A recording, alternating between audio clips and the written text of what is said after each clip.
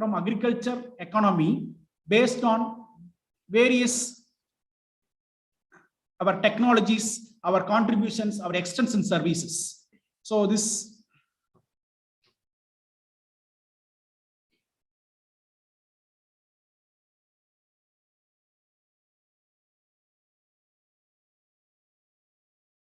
these slides shows that there are agriculture sector currently contribute 30% of gross domestic product and also provides 250 million employments.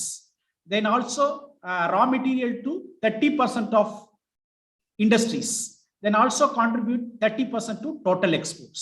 So these figures shows that this is the very important role of agriculture for our economic development. So we assume these responsibilities to improve these options for agriculture sector.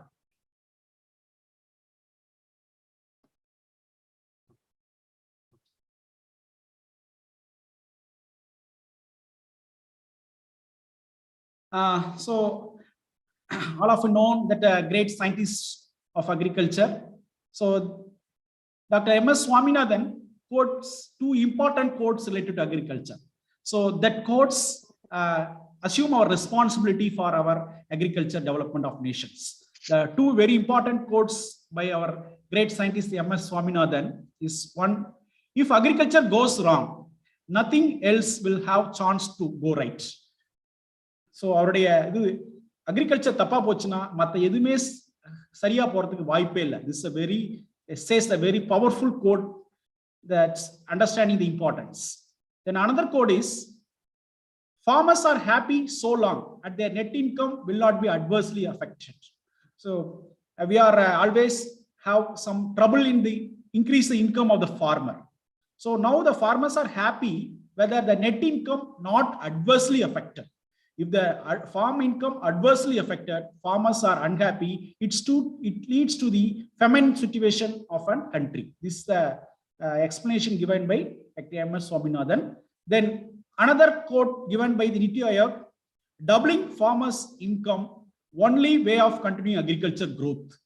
So without the doubling income of farmers, there is less opportunity for growth in agriculture.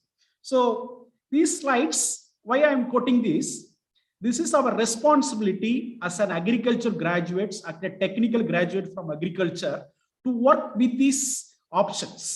So we are work for these options, doubling income.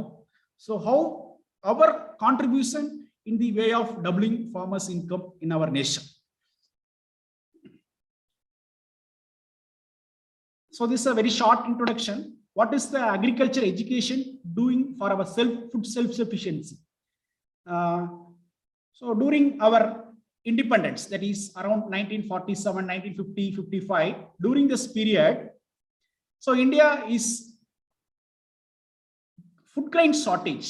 So many of we forefather know about this. So we are highly suffered from food shortage. But today India is self-sufficient. It's even though increase in population. We are aware that there is only 30 crore population in 1950, but imagine that now the population is 130 crore, but we are self-sufficient. Also, we are exporting the food grains to the various countries. So this states that our proud of our agriculture education, developing human resources to attain this food self-sufficiency in agriculture. Without this, we cannot build the country. So see this record production. The food grain production is during independence is only 51 million. Now it increased to 300 million tons. So 6 times increasing the food production that feed of our nation. So this shows that the potential of agriculture sectors and skilled human resources in agriculture development.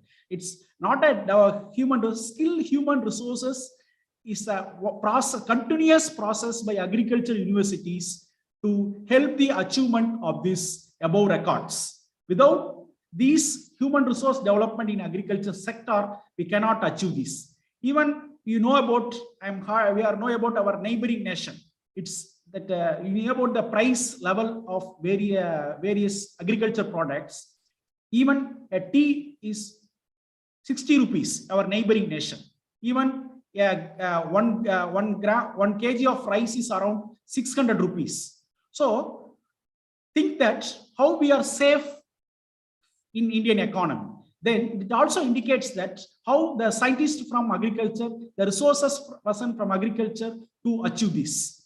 Okay. Yesterday, I am seeing one interview from our scientist of Sri Lanka, Ismail. He said that our country should follow the model of Indian agriculture system. Then only we have come across from this food shortage. So this shows that we are the pride to one of our human resource sector of agriculture development. Then this is emerging challenges. This to be understood by our agriculture graduates. So what are the challenges you to be addressed in future to work in this sector? So low productivity, so profitability, then competitiveness, because now after globalization, our products to be international standards. So we are also positioned to improve the food standards of agriculture. Then there is linkage, farmers market linkage. Still, there are farmers have little bit poor bargaining power of prices in the market. Then input agriculture, there is less knowledge. Still, there is a lack of knowledge of input agriculture. Then land and lab experiments. This ensure that further strengthening of our extension systems. Then mechanization and value addition. Sometimes we observe that huge volume of production is go for wastage. So that ensures that value addition in agriculture sector. Then supply chain management and product life cycle management. In industry, there is a well-defined supply chain management and product life cycle management. So these comes to agriculture sector. For this, we work a lot to provide this supply chain management and product life cycle management in agriculture sector. The next is qualified manpower. So this is one of the at grassroots level. We have a good manpower at high level sector, high level profession, and from grassroots level, there is a lack of qualified manpower.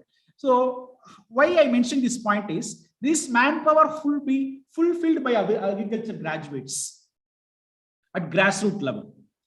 That is, we are closely work with farmers. Then depleting the quality of natural resources. This is one of our major challenge, because the sustainable development of an economy ensures that continuous supply of food grains without any abnormality. So we have the responsibility with working toward the maintaining of our natural resources, and particularly we are overcome this best use of inputs. Then there is this with lot of experience we come across this coordination with the National Disaster Management System.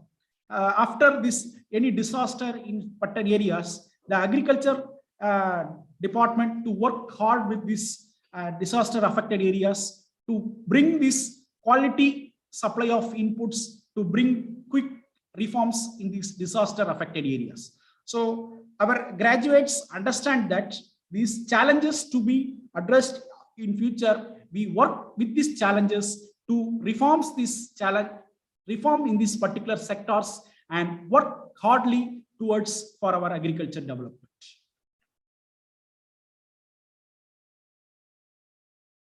So now it finally comes to agriculture education and challenges. So our graduates thinks that we are over number of graduates, but it surveys states that there is 50% lack in demand and supply of manpower in agriculture and allied science sectors. So that means we need to improve 50% manpower in agriculture sector. So there is a gap. So this is one of the reasons stated that there is growth to be agriculture sector to be ensured to increase the manpower to the agriculture sector science and then also allied sector.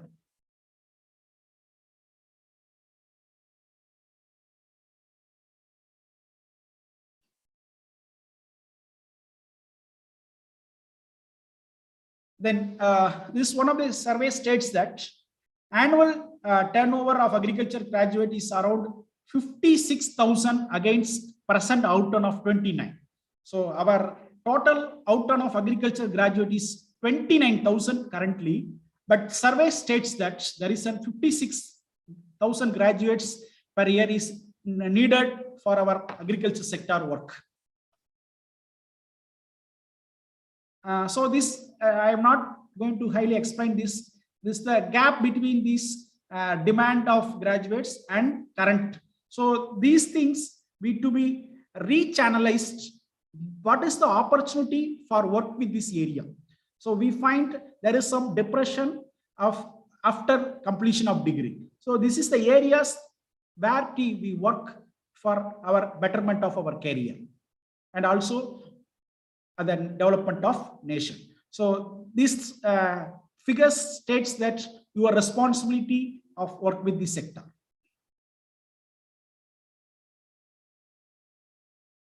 So this current employment areas of our agriculture graduates. So banking sector is a major, then extension services, then crop production and procurement. This is a neglected sector by our agriculture graduates, work on this production and procurement sector.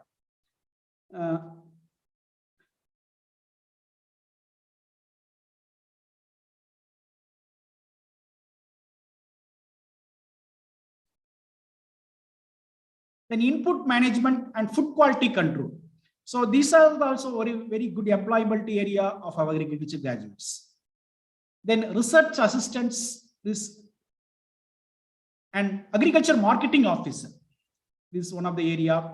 Then development specialist, some crop development specialist, then field coordinators for various programs, then field monitoring officer. Then currently we are working as a scientist. So these are broad employability areas of our agriculture graduates.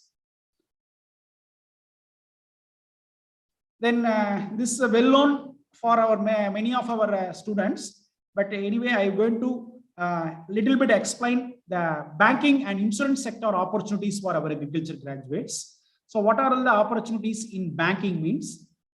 So SO, that is the call for is regularly coming, specialist officer for as an agriculture field officer. Then junior agriculture associate. This is a specialized requirement by State Bank of India, commonly required as junior agriculture associate. Then rural development officer. This is also hired by various banks.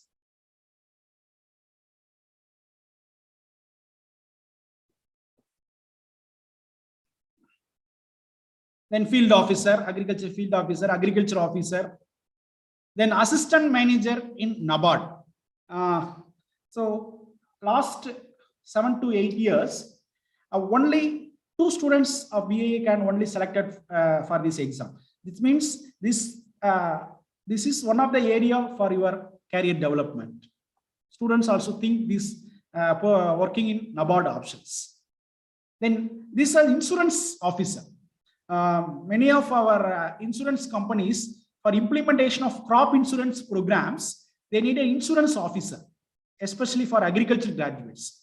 So our graduates also focus on these employable opportunity areas, agricultural insurance officer.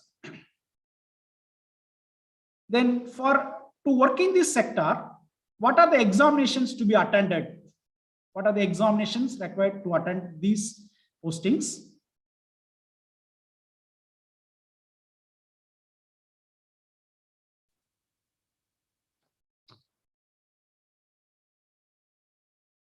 Then for in SBI, junior agriculture associate exam, there is separate call for State Bank of India. Then IBPS examination is now day before yesterday, the prelims result came. More than 20% of your seniors had in last 2-year batches, they selected these IBPS examinations. Then NABARD examinations, then AMCAT. AMCAT is a examination conducted by the Private Bank Association. This AMCAT, if you get score in AMCAT, it is called official employability test. You can get the opportunity to work in the private sector banks. Apart from government sector banks, there are also opportunity to work with private sector banks. So for these private sector banks, we needed examinations to attempt AMCAT official employability test. This also yearly once conducted. So if you get good score in this AMCAT, you directly posted as probationary officer in the private banks. Then other one option is there is some one certified course in Indian Institute of Banking and Finance. This is a PG or 1-year course. If the students selected for this examination, they have a stipend for the full program. One of our student in 2011 to 15 batch cleared this examination and get stipend for this 1-year program, and now he is employability in the same bank. So this is one of the options, certified course in the Banking Institute of Banking and Finance. So students not only concentrate on this IBBS or SBA, they also concentrate on NABARD examinations, AMCAT examinations, then also this certified course in this Indian Institute of Banking and Finance. In this last, we have one very good. So far, our alumni, that means more than 50 alumni of BIA serving as officer in various banks and insurance companies. So you among these joined with this group if you are interested for this banking examinations. This data is purely recorded data. We are not any giving these the data for you can more than 50 alumni of BIA has servings in various banks. Almost many of the banks. Then another one focus is central government and institutions. If you not central government, not only UPSC examination, staff selection. Other than this UPSC examination and staff selection commission, other recruitment also coming. So you should know aware about this. Food Corporation of India, FCA. Can anyone say the Food Corporation of is a symbol of? We already mentioned. Food Corporation of India is a symbol of? Students? Symbol of Indian peace. Okay. So the Food Corporation of India maintaining a quantity of buffer stocks to continuous supply of food grains during the abnormal season. Okay, so there are a lot of options as a quality control officer in Food Corporation of India. Then in the same, there is also technical manager. You are working as a technical manager. Then this is another one option, National Seed Corporation of India. So in this corporation, you can be work as a technical assistant in production sector, marketing sector, and quality control sector. Then NAFED is one of the cooperative institution. This is a head cooperative institution, agriculture sector. You can work as a junior field representative. Then you get further promotions. Then this is one of the good options. 10 commodity boards are functioning under Ministry of Commerce. In these commodity boards like spices board, coconut board, coir board, rubber board, coffee board, tea board. So in this commodity boards, there are recruiting field officers, technical officers. Students also aware how to get an employable opportunity in commodity boards. Then Central Warehouse Corporation. The Central Warehouse Corporation is one of the biggest storage capacity functioning under Government of India. In that they have recruiting junior technical assistant. This junior technical assistants, our graduates to be eligible for this junior technical assistants. So it's very less figure. One of our only 2 alumni of VA serving is commodity boards. So further, the final year students, second year, third year students, to find this opportunity in this Food Corporation, Seed Corporation, NAFED, commodity boards, and Central Warehouse Corporation.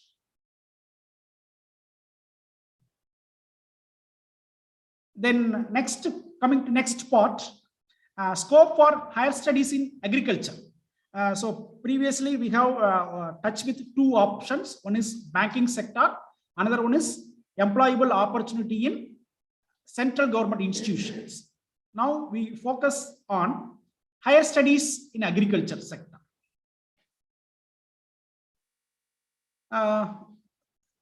This is one of the data. It's one of the data for various branches. Currently, UG, PG, and PhD ratios and requirements is current ratio and requirement. In medicine, that current ratio, 5 UG graduates.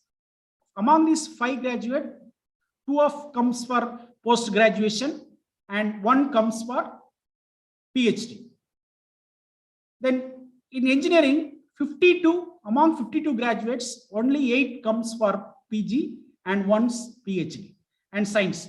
But in agriculture and veterinary science, among 11 graduates, 4 graduates comes for PG studies and 1 graduate for PhD.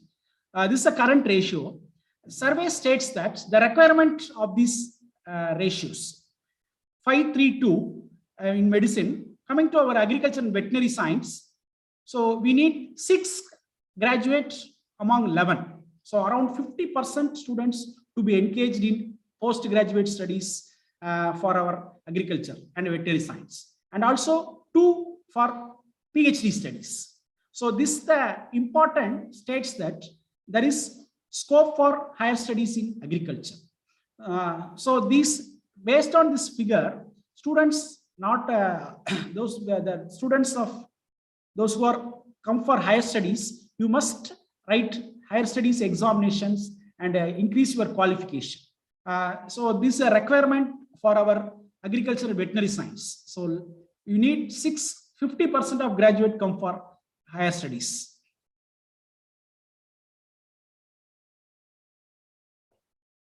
So next we are postgraduate studies in ICR system. So in Tamil Nadu, in postgraduate studies in ICR system during 90s is peak, but after 90s, little bit slowed down. When we visit to ICR institutions, our scientists from various locations, they are continuously request us, encourage the students to writing ICR examinations. But our current scenario is little bit worrying. So we need most students to write ICR examination system. So studies through postgraduate studies in ICR system. I explain what are the options available in postgraduate studies in ICR system. So 25% of master degree programs in all agriculture is admitted to ICR system. So if a university have 100 seats, 25% of master's degree seats filled through ICR. Totally currently nearly 1,200 PG seats are available for every year. So totally 2,600 seats for agri, veterinary and fisheries. For especially on agriculture, there are 1,200 PG seats are available in ICR system. Then apart from these agriculture universities, there are 4 ICR deemed universities.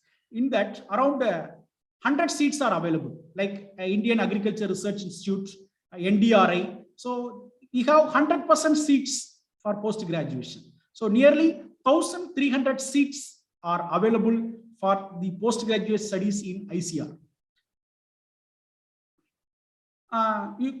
For ICR, they also provide scholarship. These students are aware about this scholarship.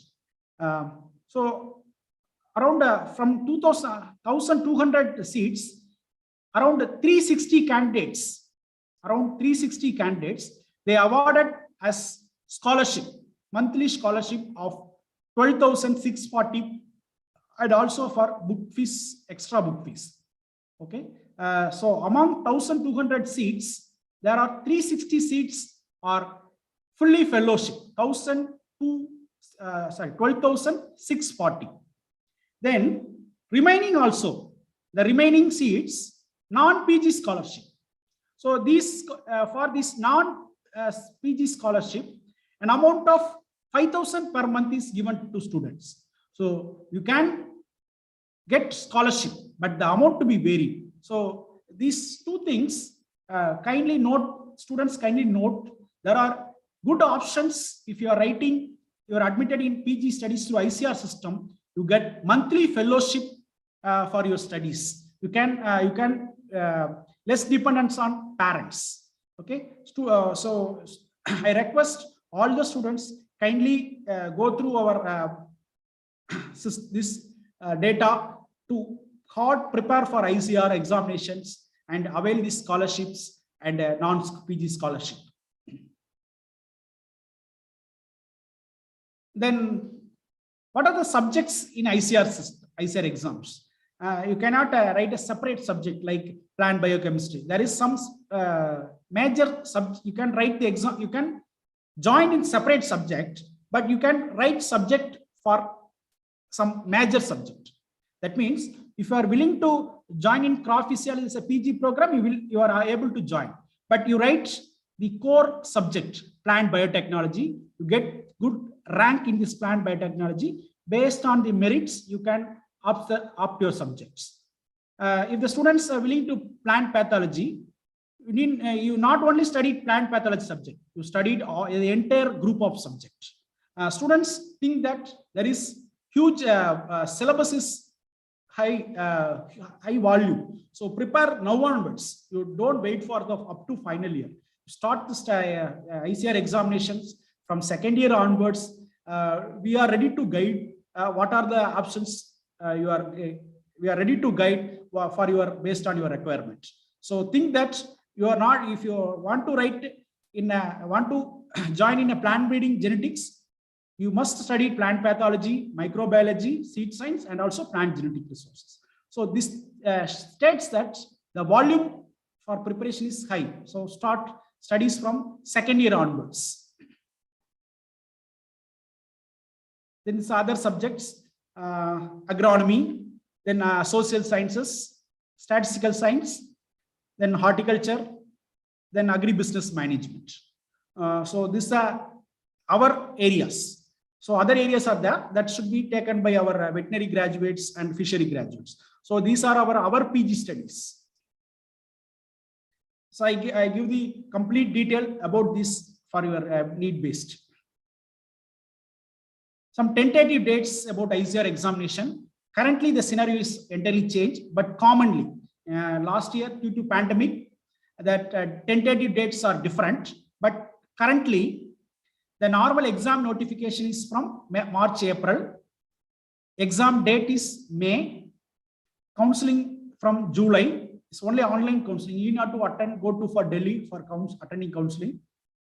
Then admission process from first week of August. This is the common tentative dates about ICR examination. So this is the link for ICR syllabus. I give the link for the syllabus.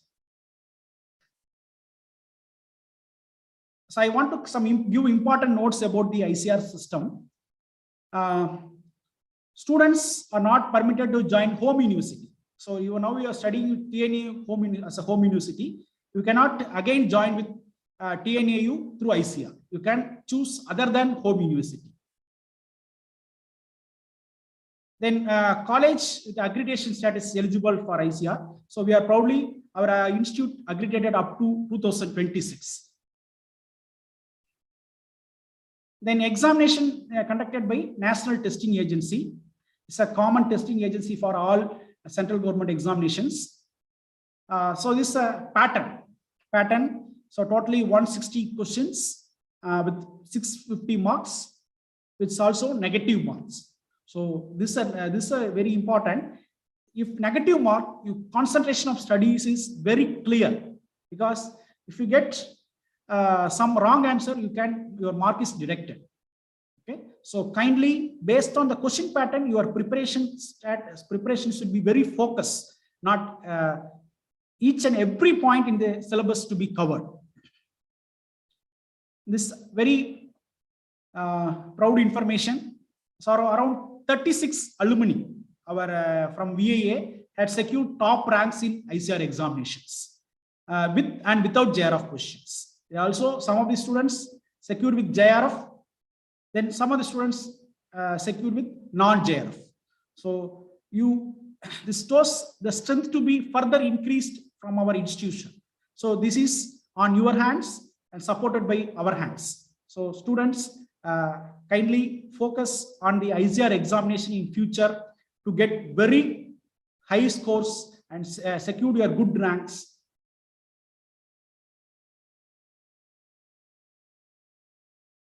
Then PG studies. Apart from this ICAR studies, there are also some options in PG postgraduate studies in TNAU. Currently, TNAU offer 35 PG programs. That it's a very huge PG programs offered by TNAU, started from various departments. So for detailed information, I shared what are the programs offered by TNAU. Nearly now the seat is increased about 300. Then it's in TNAU also provide opportunity for collaboration of academic and research with various institutions. Many of our alumni TNAU working collaboration with this foreign institution for research. Then selection mode of examination is PG entrance examination with 100 MCQ. Then one additional information I want to convey.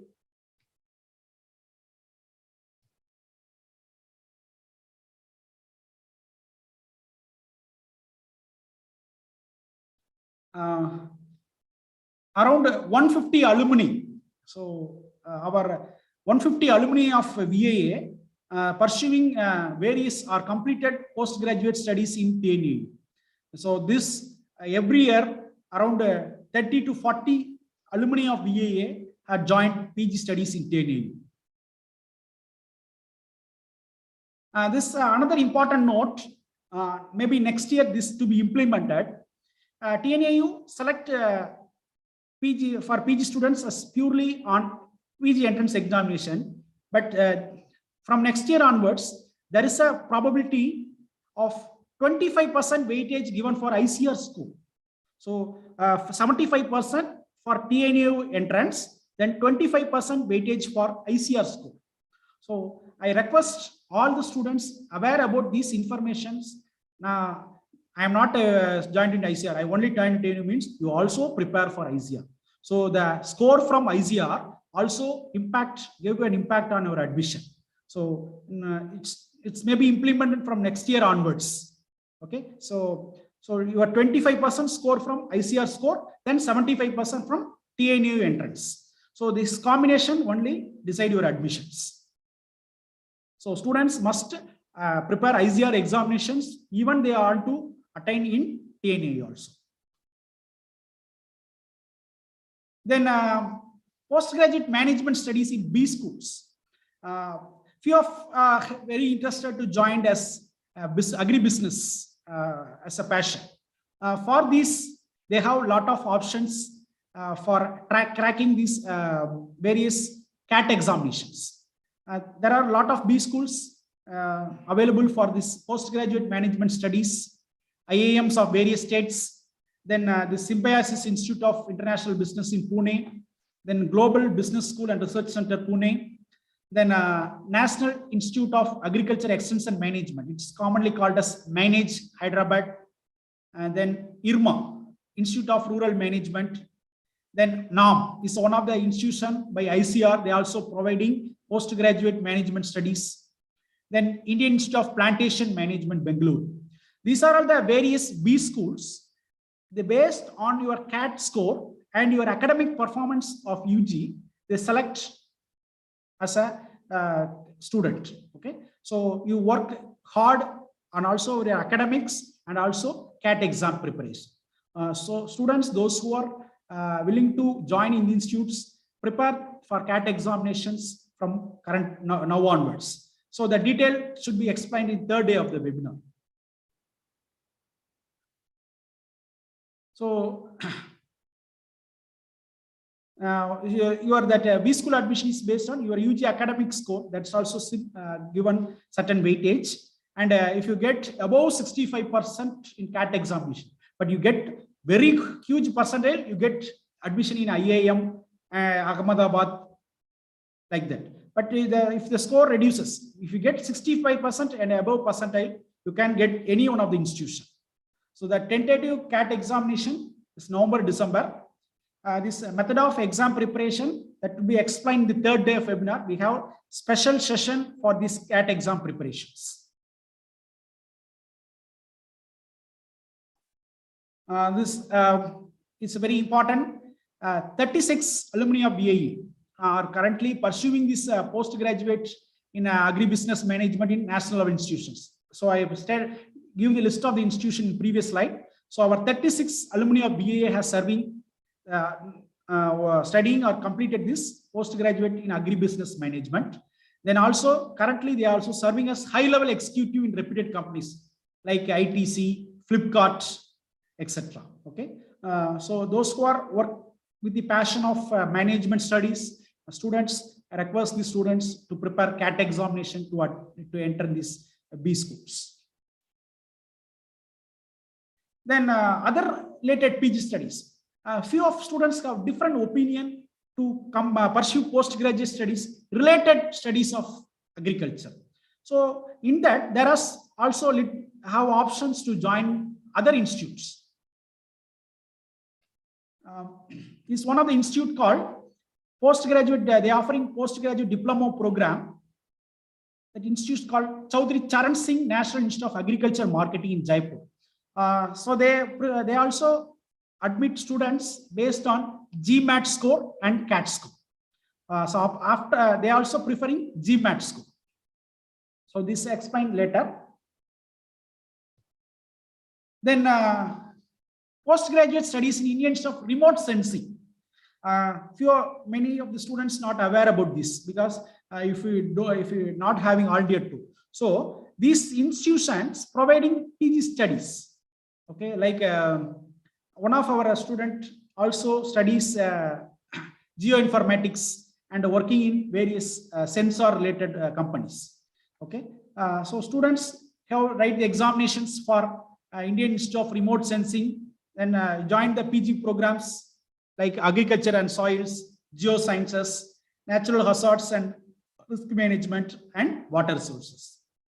So the Indian Institute of Remote Sensing is the organization of ISRO. It's a very premium institute for our aeroscience research. So students also focus in this area. Then another called Environment Management Studies in FRI. So it's FRI is a Forest Research Institute in Dehradun. They are offering MSc Environment Management for our agriculture graduates. So students write this entrance examination for FRI and get the opportunity to study the environment management studies. Then another one is called MSc Food Technology. This program offered in Central Food Technology Research Institute, Mysore. They are offering a course called MSc Food Technology. So students, those who are willing in food related aspects, write the entrance examination on CFTRI and get the admission. Okay, so students not thinking in one way, thinking your multiple way. So selection process is examinations of concerned institutions. You write the examination for concerned institution, not a common examination.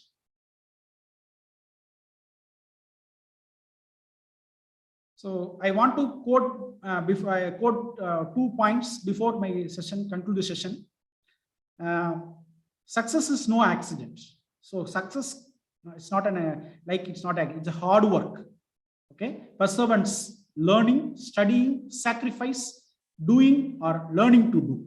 So this you know about the Pele.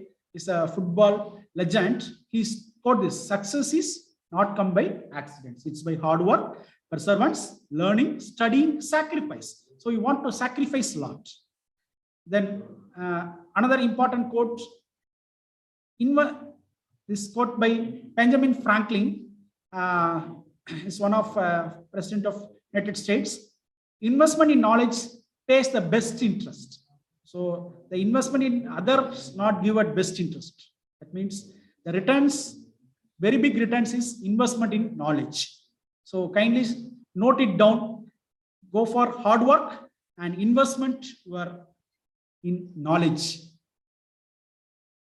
So advance wish to all to success in these above examinations, to success as a career options. Thank you all.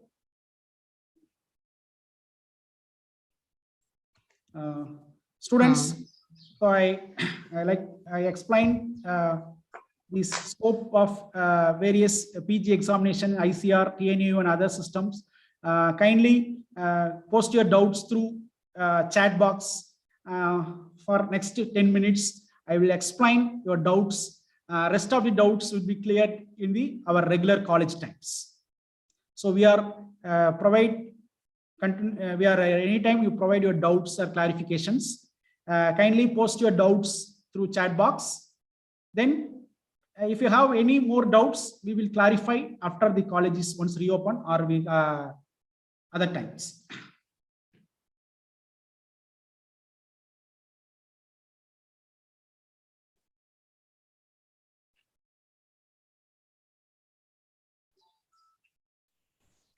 Students, if you have any doubts, please ask.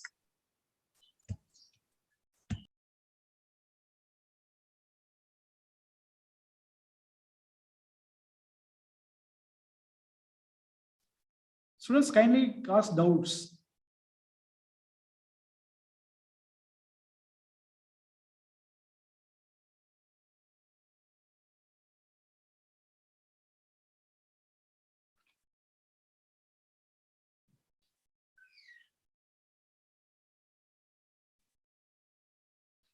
So otherwise, Ravi Kumar, please inform the students that since they are going for the R&D examination preparation and writing, that they should not only depend on the class notes of ours, they should study the textbooks of various, because that only contains a lot of information of entire India. Yes. So students are having a habit of studying the textbooks, I think they can perform better. Yes, sir. Yes, sir. Students, as pointed by director, sir, studying textbooks is very important. Yes. Because we are observed that the students have study only class notes. So those who are prepared for higher studies examination, not only depend on our class notes or our staff notes. Kindly go through textbooks. So see that a lot of textbooks are available related to our subjects. So the reading of textbooks only given the enhancement of your knowledge, that only you can prepare well and for the examination. So students, those who are ready for examination, go through a lot of textbooks, and also I request purchase the textbooks. So once you decided for examination, to purchase the textbooks. So if you are not able to purchase, we are helped to purchase textbooks from IRA. So we have a lot of friends in IRA. If you need, we inform to them and we get the textbooks within 10 days. So you must purchase. Ravi, there is a question, Ravi. Yes, sir, please. Do we need to write separate exam for getting fellowship in PG? Sir, I can't get it, sir. Chat box. Do we need to write separate exam for getting fellowship in PG? For ICR, sir? ICR. For ICR. Yes, you need write All India Entrance Examination. Separate examination. For example, if you are willing to get admission in plant breeding and genetics, you write the separate examination that is called for by ICR as in plant science. Okay, you prepare plant science, then only based on the score you are secured, you can get admission. Either is a plant breeding or plant genetic resources or others. Ravi, sorry to disturb. I think the question was, is there a separate exam for fellowship? I mean, to get the funds, I think. Kalidas, was that the question or was it? The question, ma'am.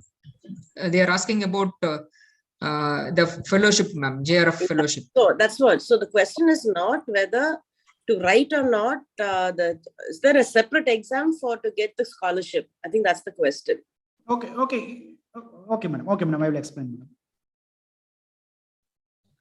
Students, if you know separate examination, if you are passed in the ICR All India Entrance Examination, based on the ranks, you can avail fellowship. For first 360 ranks, you can avail the fellowship of 12,000 something, and remaining you get the non-PG scholarship of 5,000 per month. So no separate examination.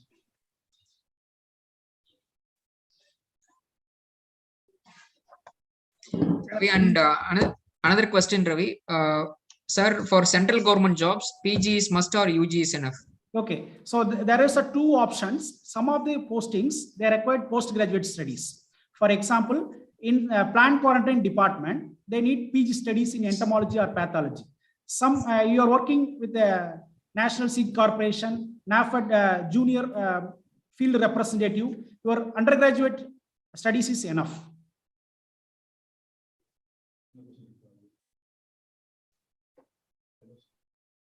Sir, it depends on the position, I think. Yes, sir. It depends on the position. Another one question is there, sir. In TNAU, if we are going to PG program, do we have fellowship as per ICR? Okay, the fellowship in TNAU is not it's not available. After getting admission, based on your research work, probably you get fellowship. There is no assurance of fellowship from TNAU. Dr. Ravi Kumar, shall I make one more point? That Okay. is, if the students want to become a scientist by writing ARS examinations in the central government or ICR, or to become a scientist or assistant professor in TNAU or related institutions, they need PhD. Is it not? Yes, sir. Yes, Minimum. it's compulsory, minimum. Yes, sir. Yes, sir. And the students should also remember that there are ICR JRFs to study the PG programs, and also SRF fellowships are also available to do the PhD. So they need not depend on the parents for their study. Ample opportunities are available.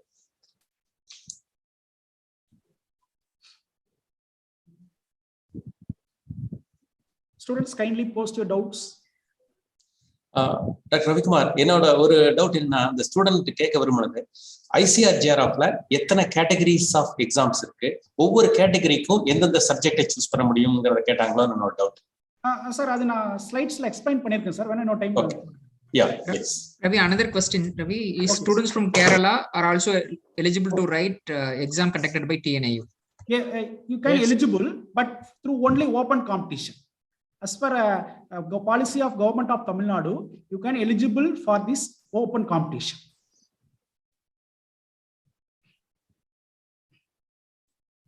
Ravi, I have a doubt.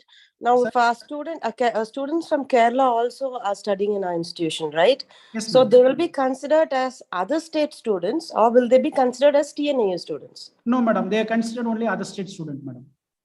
Not as a For Yes. PG, they are considered as other state, madam. They only consider the nativity, madam.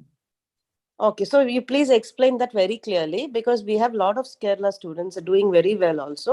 So please explain that point clearly, that they will be treated differently from because of nativity. Maybe you can just elaborate on that point. Okay.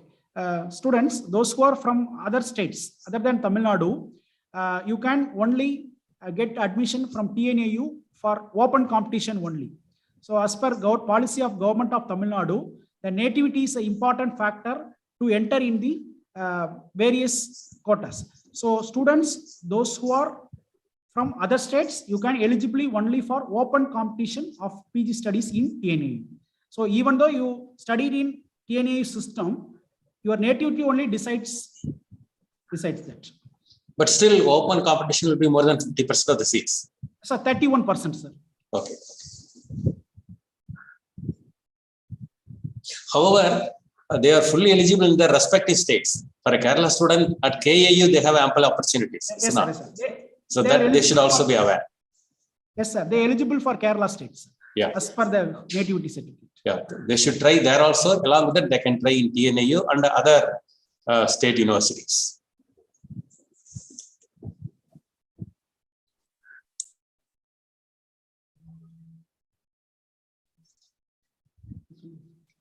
Ravi, another question. Sir, can you please explain once again about the 1-year PG program in management studies in bank, Okay. IABF?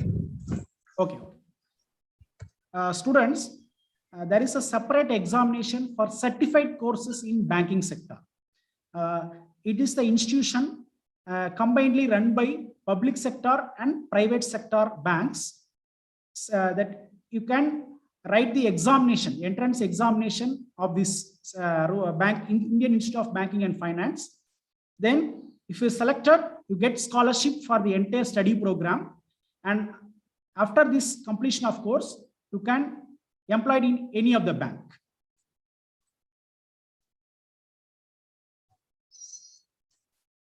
So that notification I will refer to you.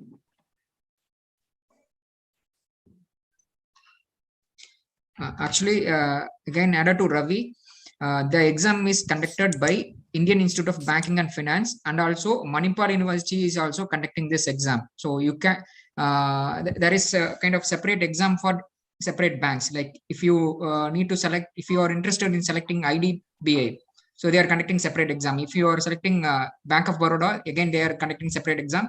You can apply for each and every program, and you can choose which bank you need. So based on that, you can write the exam. And for 1 year, they are giving a certificate course. Actually PG diploma in banking and finance degree. And after that, you can join directly in the bank in middle level cadre.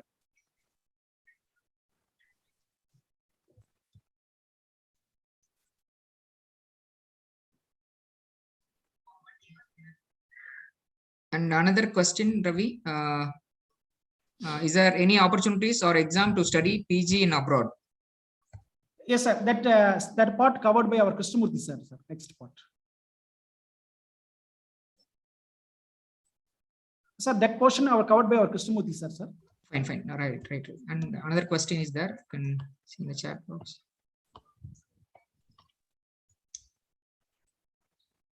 Sir, greetings. What is the difference between doing PG in ICR and TNAU? Stipend is the only uniqueness of ICR, sir. Okay. Students, kindly note that if you are admitted through ICR, you get fellowship. Apart from the fellowship, you have lot of different exposure on national level. Okay. I personally feel that many of our staff members and our directors and principals are also agreed that if the students once enter in ICR, their entire study system and exposure should be highly different. Okay. So many of our examples we are having. So if you are selected in ICR, your exposure, your learning, your opportunity should be wider. It's not at part. You have lot of exposure. So kindly prepare to go admission in various institutes of India. And also the student can mention it in his biodata that he is an ICR JRF fellow. And if there is any rank, also if you put first or second rank, that enhances his biodata like anything in the future endeavors. Whether you go for ARS interview, or you go for banking sector interview, or if you go for UPSC, if you say that in ICR JRF you are the number one, then definitely that will give you a lot of edge or advantage over others. So, sir, I want to add one more point, sir. Our those alumni, we are around 36 alumni of BAA studied through ICR system. Now they are working in various sectors as a scientist and professions and examinations, PhD, continuing the PhD. So this shows that our knowledge enhancement through diversified areas.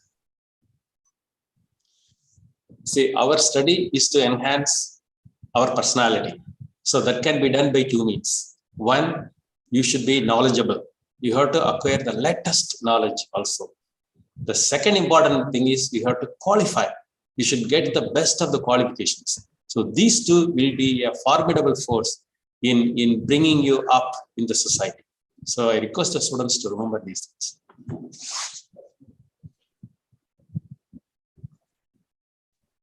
So Principal Sir, Yes, sir. can we request the current final year students? Yes, sir. Almost all the students should enroll in this year thing. That is made it compulsory. So Yes, we sir. will make all the special classes, everything, Yes, sir. so that we will see that all the students are enrolling for these PG studies, the ICR Yes. exams this year. Yes, sir. And yes, sir. And ICR is also enhancing the number of fellowships, I think at almost 10% every year. I read in a newspaper, sir. So there is an ample opportunity for the students. So as our directors are kindly pointed out, it's a must. And I request the final year coordinators to sensitize the students and get the list. Because already Dr. Yasin Madam has requested the list of students appearing for ICR JRF this year. Probably she is coordinating. And sir, maybe in the future, in another 2-3 weeks, we can get another webinar through her to sensitize our students, sir. I will take steps, sir.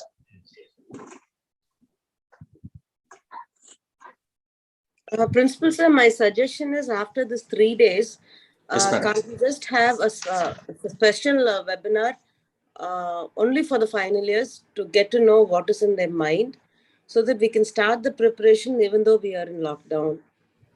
Yes, madam. Yes, madam. It's very important, madam. Yes, madam. For 3 days, let them listen to everything, and also they'll have some time to discuss among themselves. Yes, Then madam. we can have a Zoom only for them Yes, and get to know what they want, little more of information or help or whatever. And also probably next we can have a next Zoom of the third years. yes, Or madam. every Yes, madam. year separately if the students are interested. Definitely for the for final year. The rest of the years, based on the coordinator and students' feedback, we can go for a webinar just to clarify and also probably encourage the students to for PG. I mean, there's just one point I want to add. Why I wanted this webinar is that the students shouldn't stop with the UG. Yes, madam. I'm finding a lot of students stopping their education with the UG program. You've selected one of the most difficult courses in the country, and you've crossed 3/4 of the sea by doing a UG program. You just need to cross another 1/4 to become highly qualified, then good qualification. You increase your qualification in 2 years of all the school education and college education you've done. You just had 2 more years. Yes, And madam. increase your qualification and your strength of the, as you said, the strength of your resume. Yes, That will madam. help them any point in their life. Yes, madam. So thank you, sir. Thank you, madam. Our respected correspondent, madam, has kindly pointed out a very important aspect. I request all the students to think of to improve your qualifications and strength. And one way is definitely to write the ICR JRF. It's a must. And you should improve your qualifications as much as possible. I would even suggest to go up to PhD if you are in the academic area, not preferring the bank or something like that. Because you can get ICR JRF, you need not depend on your parents for your PG program, PG studies. And you can get ICR SRF, the same manner fellowship is available. And if you avail that fellowship, in fact, you can give money to your parents. It is something more than a salary sort of. So there is no problem in that. And that will give you a lot of confidence also by getting those fellowships. So I request students to think of this, and particularly for the final year, we will again have a discussion within another week of time. We will discuss elaborately on these aspects. Thank you, madam.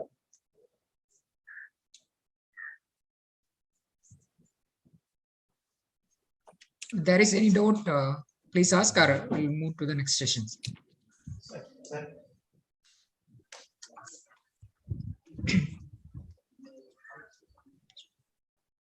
Sir, can we move to the next session, sir? Yes. Principal? Yes. Yes, sir. Sir, one of the students have some information about GMAT that will explain in third day of webinar. We have separate session on GMAT. Okay. Sir, shall we conclude the session, sir? Okay, Yeah. okay, Ravi, I'll Yeah, conclude. On behalf of our Honorable Institute of Agriculture, I thank this opportunity to our respected correspondent, madam, our director, sir, and principal, sir, to provide this opportunity to present this topic for the benefit of students. So I am immense pleasure for this opportunity, and I also assure that the staffs are looking forward the more students that should be studied in postgraduate studies and other areas. So students, you come forward with us to achieve your thoughts. Thank you so much. Thank you, sir. Thank you all. Thank you, Dr. Ravi Kumar, sir, for your informative insight on career opportunities in agriculture. So part 1. So even in a short span of time, within 2 or 3 days, you have prepared the presentation, and that was a wonderful presentation. So thank you for the presentation, Ravi. So followed by, let us have the second session of the day, agriculture career opportunities, part 2, which is going to be presented by Dr. Krishnamurthy, sir. Sir, please take over.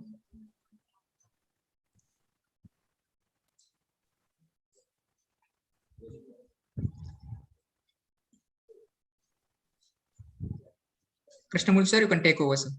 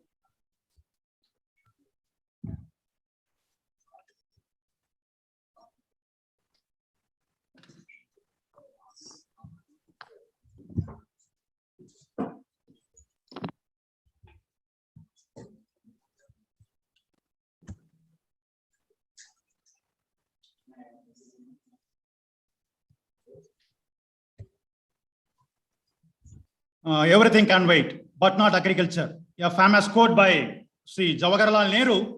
So, respected correspondent madam of this 1 Hour Institute of Agriculture, respected director, Dr. N. Kempuchutti, sir, respected principal, Dr. N. Kumar Vadivel, sir, respected vice principal, heads of departments, and faculties, students of VIA, and students of KA, and other non-teaching staffs and other dignitaries. So a warm good morning to one and all present here. So I am going to present a topic of agriculture course with multitude options, part 2. So it is my immense pleasure to see you all through this Zoom platform. And as pointed by Dr. Ravi Kumar, there are so many scopes in agriculture, either by ICR or TNAU or B schools and banks. So these 4 aspects are covered very clearly by Dr. Ravi Kumar. And my part, I am going to cover UPSC, that is Union Public Service Commission, followed by TNPC, Tamil Nadu Public Service Commission, then another one, Staff Selection Commission, then foreign opportunities for agriculture graduates, then what are all the private sectors which are giving job opportunities for the BS Sir, Krishnamurthy, agriculture. sir, 1 minute, sir. Sir, your screen is not visible, please, sir. Please check.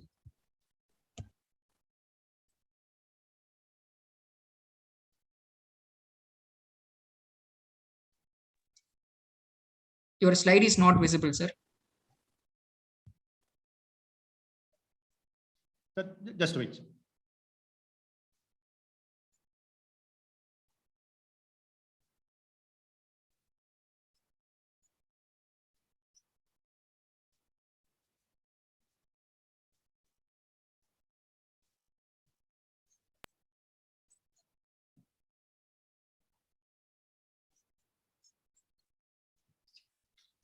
Now it is okay, sir. So please Yes, proceed. fine, sir. Yeah, sorry for the interruption, mate. And as pointed by myself, foreign opportunities, then followed by private sectors. And apart from these job opportunities from other peoples, you can made it as owner. You can give some opportunities for other graduates also, including agriculture or horticulture, even for engineering graduates, etc., like entrepreneur and farming. So these are all various opportunities for BSc Agriculture students. Now I explain one by one. First, I will explain about UPSC, that is Union Public Service Commission exam. It's called for by central government body. So here in UPSC, first one preliminary examination, followed by main, then followed by interview. In general, UPSC is divided into three categories. One is All India Civil Service Examination, then Group A Civil Service Examination, then Group B Civil Service Examination.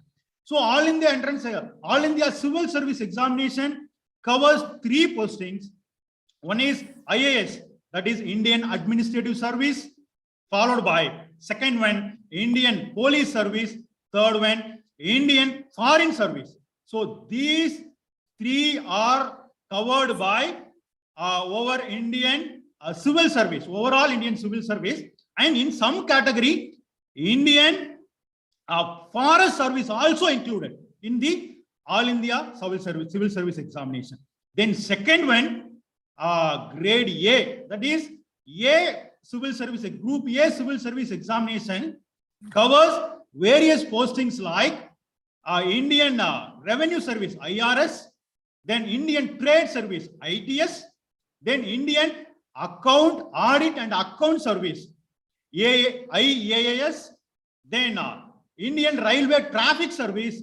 So like this, there are so many postings in Group A Civil Service Examination. Then last one, Group B Civil Service Examination.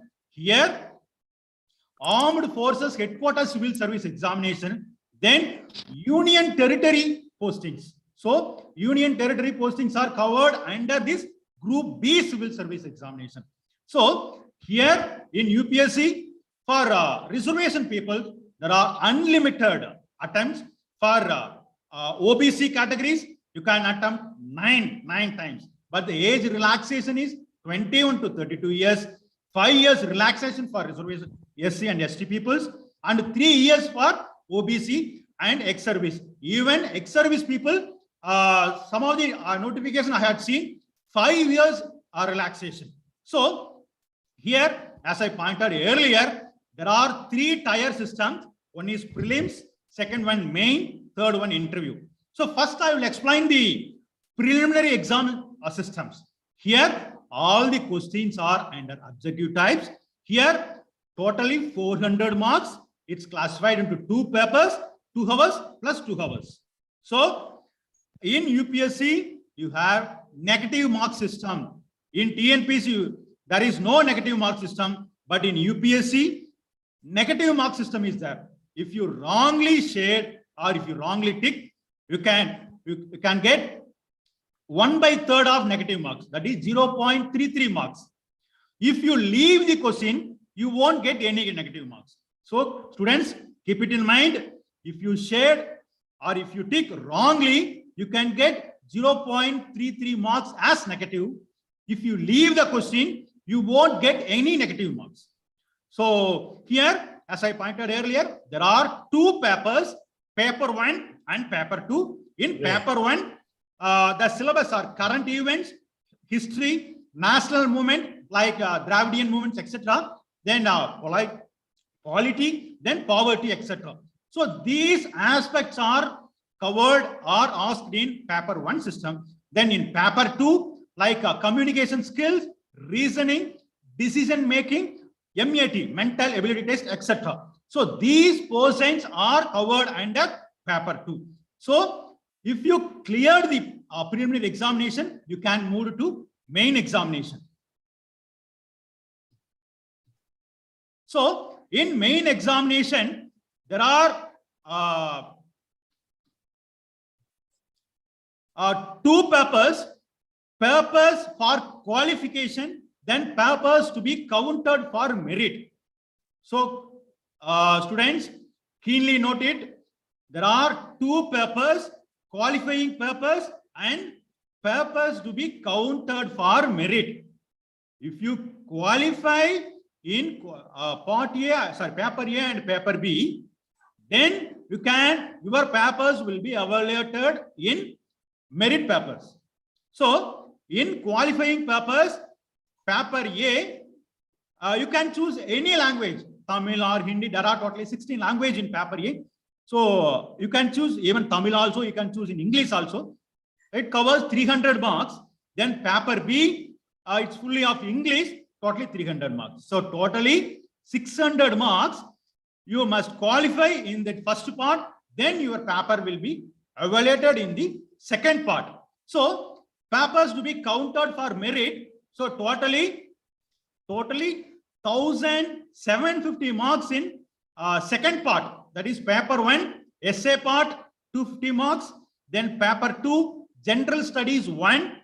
It covers heritage, culture, history, etc. It covers 250 marks. Then paper 3, it is also general studies 2, constitution, then polity, etc. It covers, it has 250 marks. Then followed by paper 4, general studies 3, environment, biodiversity. It covers, it has 250 marks. Then paper 5, general studies 4, it covers ethics, etc. It has 250 marks. Then paper 6, you have to choose two optional subjects. Either you can choose agriculture as paper 1, paper 2 you can choose botany. There are so many optional subjects like agriculture, botany, physics, chemistry, statistics, and civil engineering, etc., medical science, etc. So you have to choose two optional subjects. Being an agriculture graduate, you can choose first paper as agriculture, second paper as your option. As I pointed earlier, you can choose the series totally almost 37 optional subjects are there. So you can choose any one optional subject as paper 2. So this optional subject part paper 1 and paper 2 has 500 marks. So totally in written test, 1,750 marks are calculated for your qualification to interview. So for interview, that is for personality test, you have 275 marks. So written test plus interview, total marks 2,025 marks for UPSC examination. Is it clear? Krishnamurthy, one doubt to Krishnamurthy. Sir, please, sir, please. In the qualifying papers, what will be the type of questions will be asked? Is it in literature or general aspects? One thing, what is the minimum mark they should get through to go for a papers to cover for merit? Yes, sir. Yes, sir. So, as asked by director, sir, so in language, if you choose Tamil as language, the Tamil literature oriented questions are asked for 300 marks. Yes. Then for English, for second one English, so in general, as I pointed below, heritage or constituents or environment or ethics or even biodiversity or even from agriculture aspects or even from botany or physics or chemistry. So it's a common questions asked in English. So you have to answer 300 marks. So out of 600 marks, so you have to get minimum marks of 190 marks for evaluation, for qualification. Yes.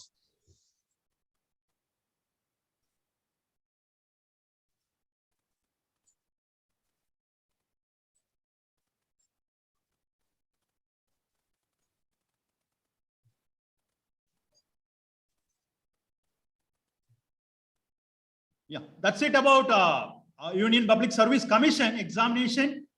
And next part, TNPSC, Tamil Nadu Public Service Commission. So here, There are so many groups are available. Group 1, Group 2, Group 2A, Group 3, Group 4, Group 6, Group 7, Group 7A, Group 7B, etc. So first, I will tell about our posting, that is agriculture officer. After that, I will move to Group 1 to Group 7 examination. So first one, I will cover the agriculture officer, that is extension part. So this posting is called for by TNPSC, there is no doubt. So here service is Tamil Nadu Extension Service. That's why posting name is agriculture officer in bracket extension. So for that, students, please note it. You have to, for any TNPSC examination, one-time registration is compulsory. It's a must. So without one-time registration, you can't enter into that posting registration or our, for example, AO registration or Group 1, anything. So one-time registration, you have to create your account.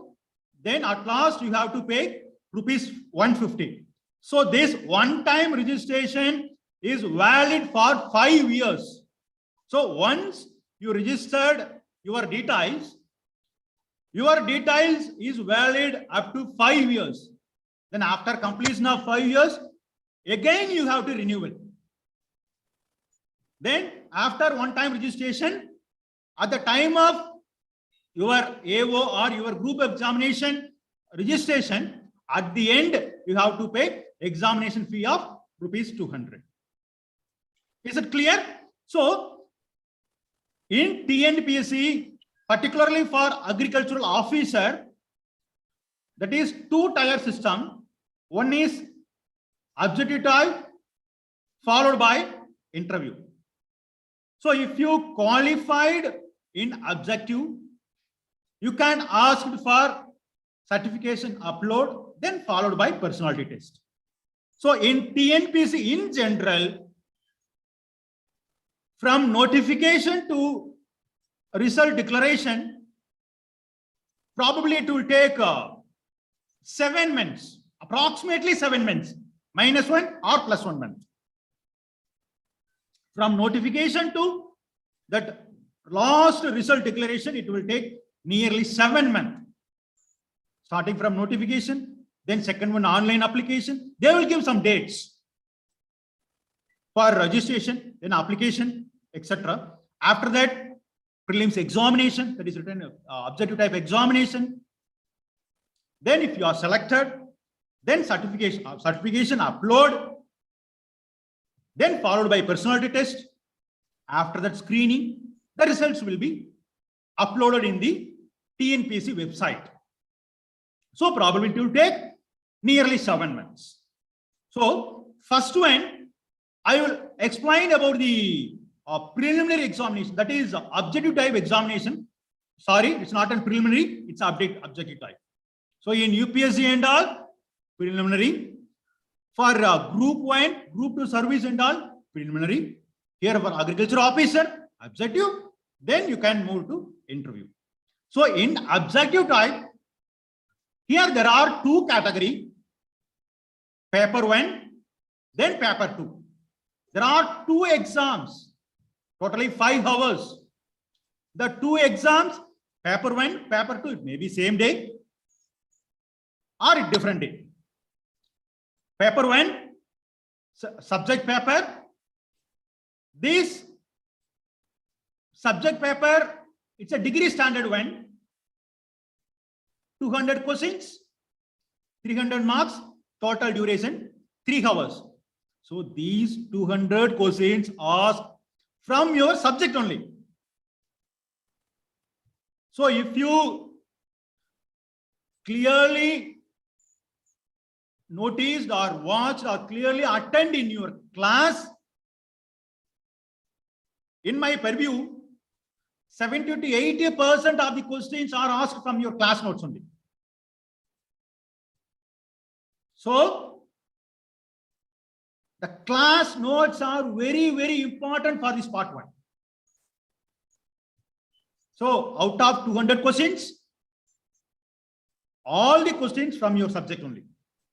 So it carries 300 marks, total duration 3 hours. In paper 2, general studies, it is also degree standard. 75 questions as degree standard and 25 questions from SSLC. Out of 100 questions in general studies, first 75 questions in general studies as degree standard, and second part in paper 2, MAT, mental ability test. It is SSLC standard. It has 25 questions. So totally 100 questions.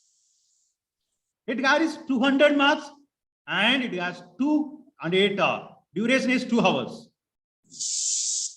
So students, in subject paper, each questions carry 1.5 marks. In general studies, each questions carry 2 marks. Almost 70 to 80% of the students are cleared subject paper. That is paper 1. Most of the students are struggling general studies. That is paper 2 only. So here. Sorry for interruption. Yes, sir, please, sir. Mr. Murthy, one request to the students, because in the subject paper, many of our students are not maintaining are keeping their lecture notes as well as their record notebook. Once the examination is over, they throw it away in the exam hall itself. It is a valuable standard. We have to keep it till we are going for the TNPs. Whether getting pass of the subject is not difficult, but this will be helpful for you to write the TNPSC examination for reference and everything. So I request the students to keep all your class notes as well as the record notebooks in tight of all the subjects you are studying. That is very, very important. Yes. Yes, sir. As rightly pointed by Director, sir. So for TNPC, your class notes play a very vital role. So not only for TNPC, for your PNAU entrance examination, this class notes along with textbooks play a very, very important role for ICR examination and all. So you have to study, apart from this class notes, you have to study the textbook also. But for ICR also, you have to study class notes, then textbooks, mostly for varieties and all. So in class notes, we will teach about TNU varieties and other varieties also. And not only for varieties and other aspects also, you have to read textbook. So particularly for TNPC, your class notes is very, very important. So here, then followed by paper 1, paper 2, if you qualified, so minimum qualifying marks 175, 1 for BC, MBC and SC and ST peoples, and for general 228 marks. So if you qualified in objective, then you can call for interview part. Then after this qualification, normally after this qualification, certification upload category is there. Then after that interview. So if you qualified in objective, then you can call for interview. So interview part 70 marks. So total marks in TNPC, particularly for AO, agriculture officer in extension, 570 marks. So next slide, I will clearly explain about the syllabus aspect. So in first one, in paper 1, first unit, there are totally 10 units in paper 1. So first one, importance of agriculture. So in importance of agriculture, it covers about area, production, productivity, then even government policies, 5-year plans, etc. So you have to study these 10 units for paper 1. Then in unit 2, it covers fundamentals of crop production like agroclimatic zones in Tamil Nadu and crop production aspect, then seasons, then general package of practices for each and every crop. For example, agriculture means package of, I'm telling examples, package of practices for groundnut or gingerly or wheat or rice, etc. If the same phenomenon is for horticulture aspect also. Fundamentals of crop production means package of practices for horticulture crops, package of practices for fruits or vegetables or spices or plantation or medicinal or flowers, etc. So it comes under fundamentals of crop production. Then third unit, natural resource management, it covers soil structures, then what are all the soil components, then rain-fed agriculture and watershed management, etc. And even farming, water efficiency also comes under natural resource management category. Then unit 4, it covers crop management and other agricultural allied sectors, include integrated farming system, then micronutrients or silkworm or apiculture or dairy or veterinary, etc. Then fifth one, crop improvement aspect, that is breeding or biotechnology or even hybrid seed production or even PGR, etc. Then unit 6, seed science and technology. Generally here, there are so many seeds, breeder seeds, foundation seeds, certified seeds, etc. Then even seed treatment also asked in unit 6, that is seed science and technology part. Then unit 7, crop protection part. So it covers principles and practices of crop protection, entomology or pathology or nematology, etc. INM and biological, even biological pest control also comes under crop protection part. Then unit 8, farm business and finance management. So it covers farm planning, then accounting, budgeting, etc. Then 9th one, agricultural marketing and market intelligence. It covers market structures, then price spread, then agriculture, marketing related policies, etc. Then last one, agricultural extension, principle and methods. Here, TOT, particularly they will ask the TOT, transfer of technology, audiovisual aids, then rural migration, then society, etc. So these 10 units are covered or comes under paper 1. Then paper 2, here there are again 10 units. First one, general science. Here in general science, the questions from learning types, universe, or from electricity, or light, sound, or even from laser, fertilizer, petroleum products, or life science, health, environment, etc. So these questions from general science.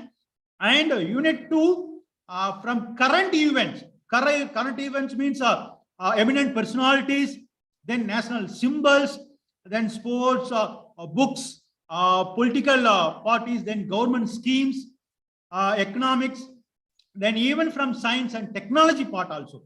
So currently, the questions are asked from past 2 years, current events, past 2 years, you have to study.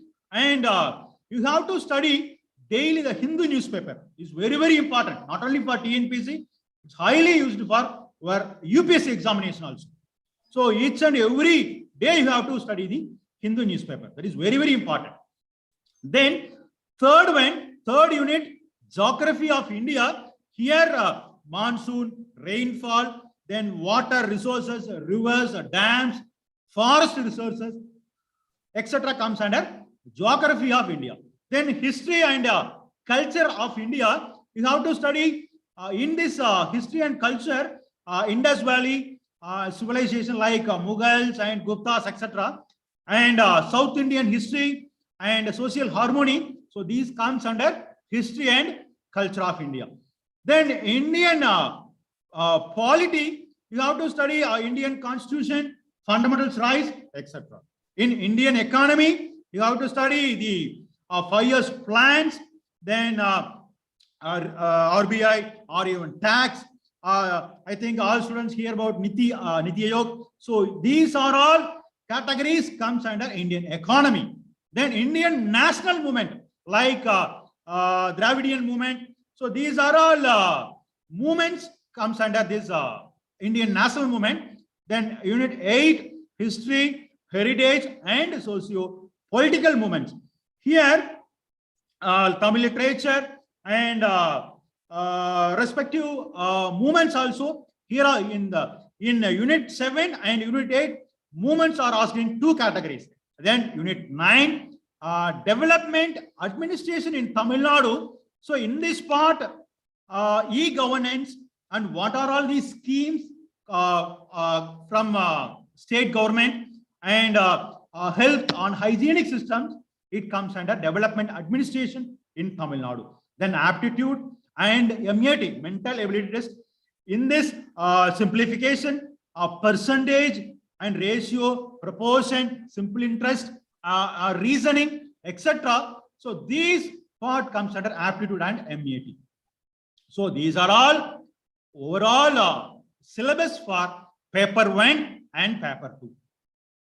So that's it about AO, Agriculture Officer Extension job called for by TNPSC. And one very important point in paper 2, just I listed totally 10 units. So these 10 units are common for group 1, group 2, any examination. So if you thoroughly studied these 10 units, easily you can clear the prelims examination in group 1. So that's it about marks and duration and syllabus for agriculture extension, that is agriculture officer category. So next I moved to TNPC group 1 category. So here there are so many categories: group 1, group 2, group 2A, group 3, group 4, group 6, group 7A, group 7B, then 8. So 2 and 2A. The difference is 2 is an interview post, 2A is a non-interview post. For example, 2, if you cleared prelims, if you cleared main, then you can call for interview. Then for group 2A, if you cleared mains or if you qualified in main examination, the results will be declared. So that's the difference between 2 and 2A.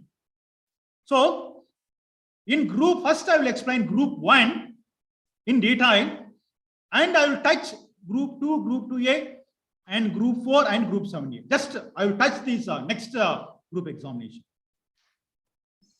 So in group 1 examination, there are 3 tier system: prelims, main, interview. So in prelims, only objective types questions. As I mentioned in agriculture extension officer, no, there are 10 units. So this first preliminary examination, the questions from that 10 units only. So objective, 300 marks, total duration, 3 hours. Here, if you qualified in the prelims, you can call for main examination. So, for main examination, total duration 3 hours. Paper 1, paper 2, paper 3. Paper 1 3 hours, paper 2 3 hours, paper 3 3 hours. So these are all different units comes under paper 1, paper 2, paper 3. Paper 1 250 marks, paper 2 250 marks, paper 3 250 marks. So totally 750 marks as written examination and 100 marks for interview. So totally 850 marks in group 1 category. So just I will rush out. Unit 1, modern history of India and Indian culture. Unit 2, social issues in India and Tamil Nadu. Unit 3, general aptitude and mental ability test. So these unit 3 units under paper 1. Then Indian polity and emerging political trends, role and impact of science and technology, Tamil society, that is culture, heritage, etc. These 3 units comes under paper 2. Last paper, geography of India, environment, biodiversity, Indian economy. So these 3 units comes under paper 3. So in written part, totally 750 marks. Then interview 100 marks. So totally 850 marks for group 1 service. So here in group 1 service, there are so many postings like deputy collector, deputy superintendent of police, assistant commissioner in commercial tax, deputy registrar of cooperative societies, then assistant director of rural development, district officer, fire and rescue service. So apart from this, there are n number of postings in group 1 service. Is it clear? Then that's it about group 1 details. Then next I will move to group 2 and 2A. So group 2 here 3-tier system, preliminary examination, main examination and interview. For group 2, group 2A, preliminary examination and main examination. So in group 2 and group 2A, preliminary and main examination is common. For preliminary examination, only objective type, 3 hours, 300 marks. This here in 200 questions, first 100 questions from either in general, you can choose either in Tamil or English. This 100 questions from SSLC standard. Then second part, degree standard general studies in 75 questions. Then last part, aptitude and mental ability test, 25 questions. So totally 200 questions. So here in 200 questions, 300 marks, the qualifying marks, 90 marks. If you get 90 marks, you can qualify it. Then you can move to main examination. Is it clear? Then for main examination, descriptive type.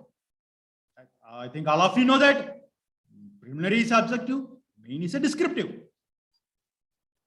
Here, in main examination, there are 2 papers, paper 1 and paper 2.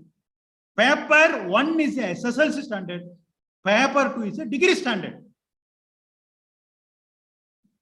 Here 2 papers are there. Paper 1, if you qualified in paper 1, then your paper will be evaluated. Then paper 2 will be evaluated. Is it clear? If you qualified in paper 1, your paper 2 will be evaluated. So paper 1, 3 hours, 100 marks.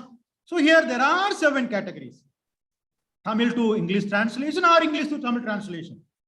Precise writing, comprehension, hints development, essay writing, Tamil literature, letter writing official, knowledge in language, Tamil or English.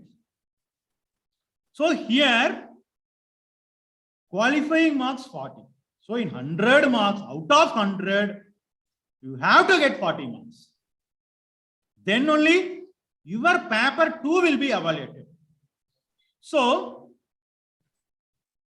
here, paper 2, degree standard, general studies, the questions from general studies, 300 marks for 3 hours. Here also qualifying marks. 90 marks out of 300. You have to get 90 marks. Then only you can call for interview. So keep it in mind. This paper 2 and interview marks will play a very vital role. Even paper 1 also very important. But overall score, if you look at the overall score, the paper 2 300 marks, for interview 40 marks. So 340 marks is the total marks for this examination. Is it clear? So paper 1, they won't take in total marks.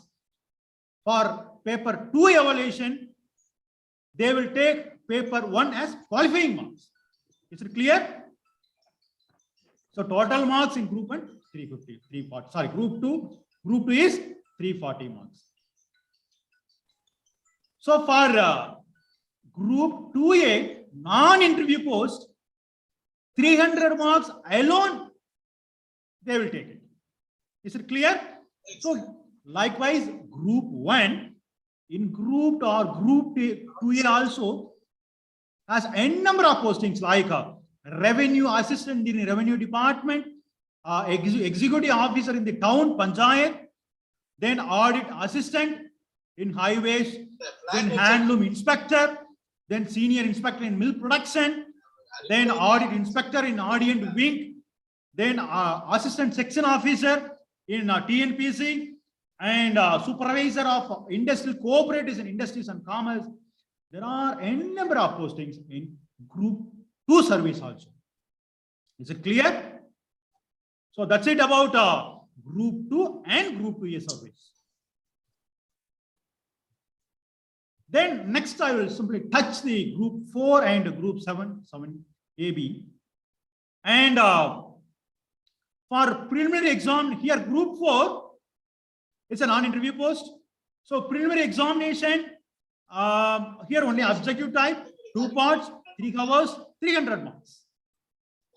Part A, SSLC standard, here they will ask Tamil eligibility cum scoring test. Here 100 questions carries 150 marks. Here qualifying marks 40. If you qualified part A, your paper will be evaluated in part B. Part B SSLC standard are 100 marks, 100 questions, 150 marks. Out of 100 questions, questions from general studies 75 questions, aptitude and MEAT, mental ability test 25 questions. Out of 100 questions, 75 questions and 25 questions split up. So here qualifying marks 90. So here, if you qualified in part A, your paper will be awarded in part B. So qualifying marks 90. So for here ranking system, part A mark, then part B marks. So total marks here 300 marks. Then group 7A and 7B, it's like here the postings based upon the various departments. For example, Hindu religious and charitable endowments. They called for executive officer posting. So these are like postings that AEO and other postings are comes under group A, 7A service and B service. So that's it about group 7 and 7A, 7B. So that's it about TNPSC part. Is it clear? So just 2 to 3 minutes, I have a short TNPSC video from motivational wing. So dear students, kindly watch it.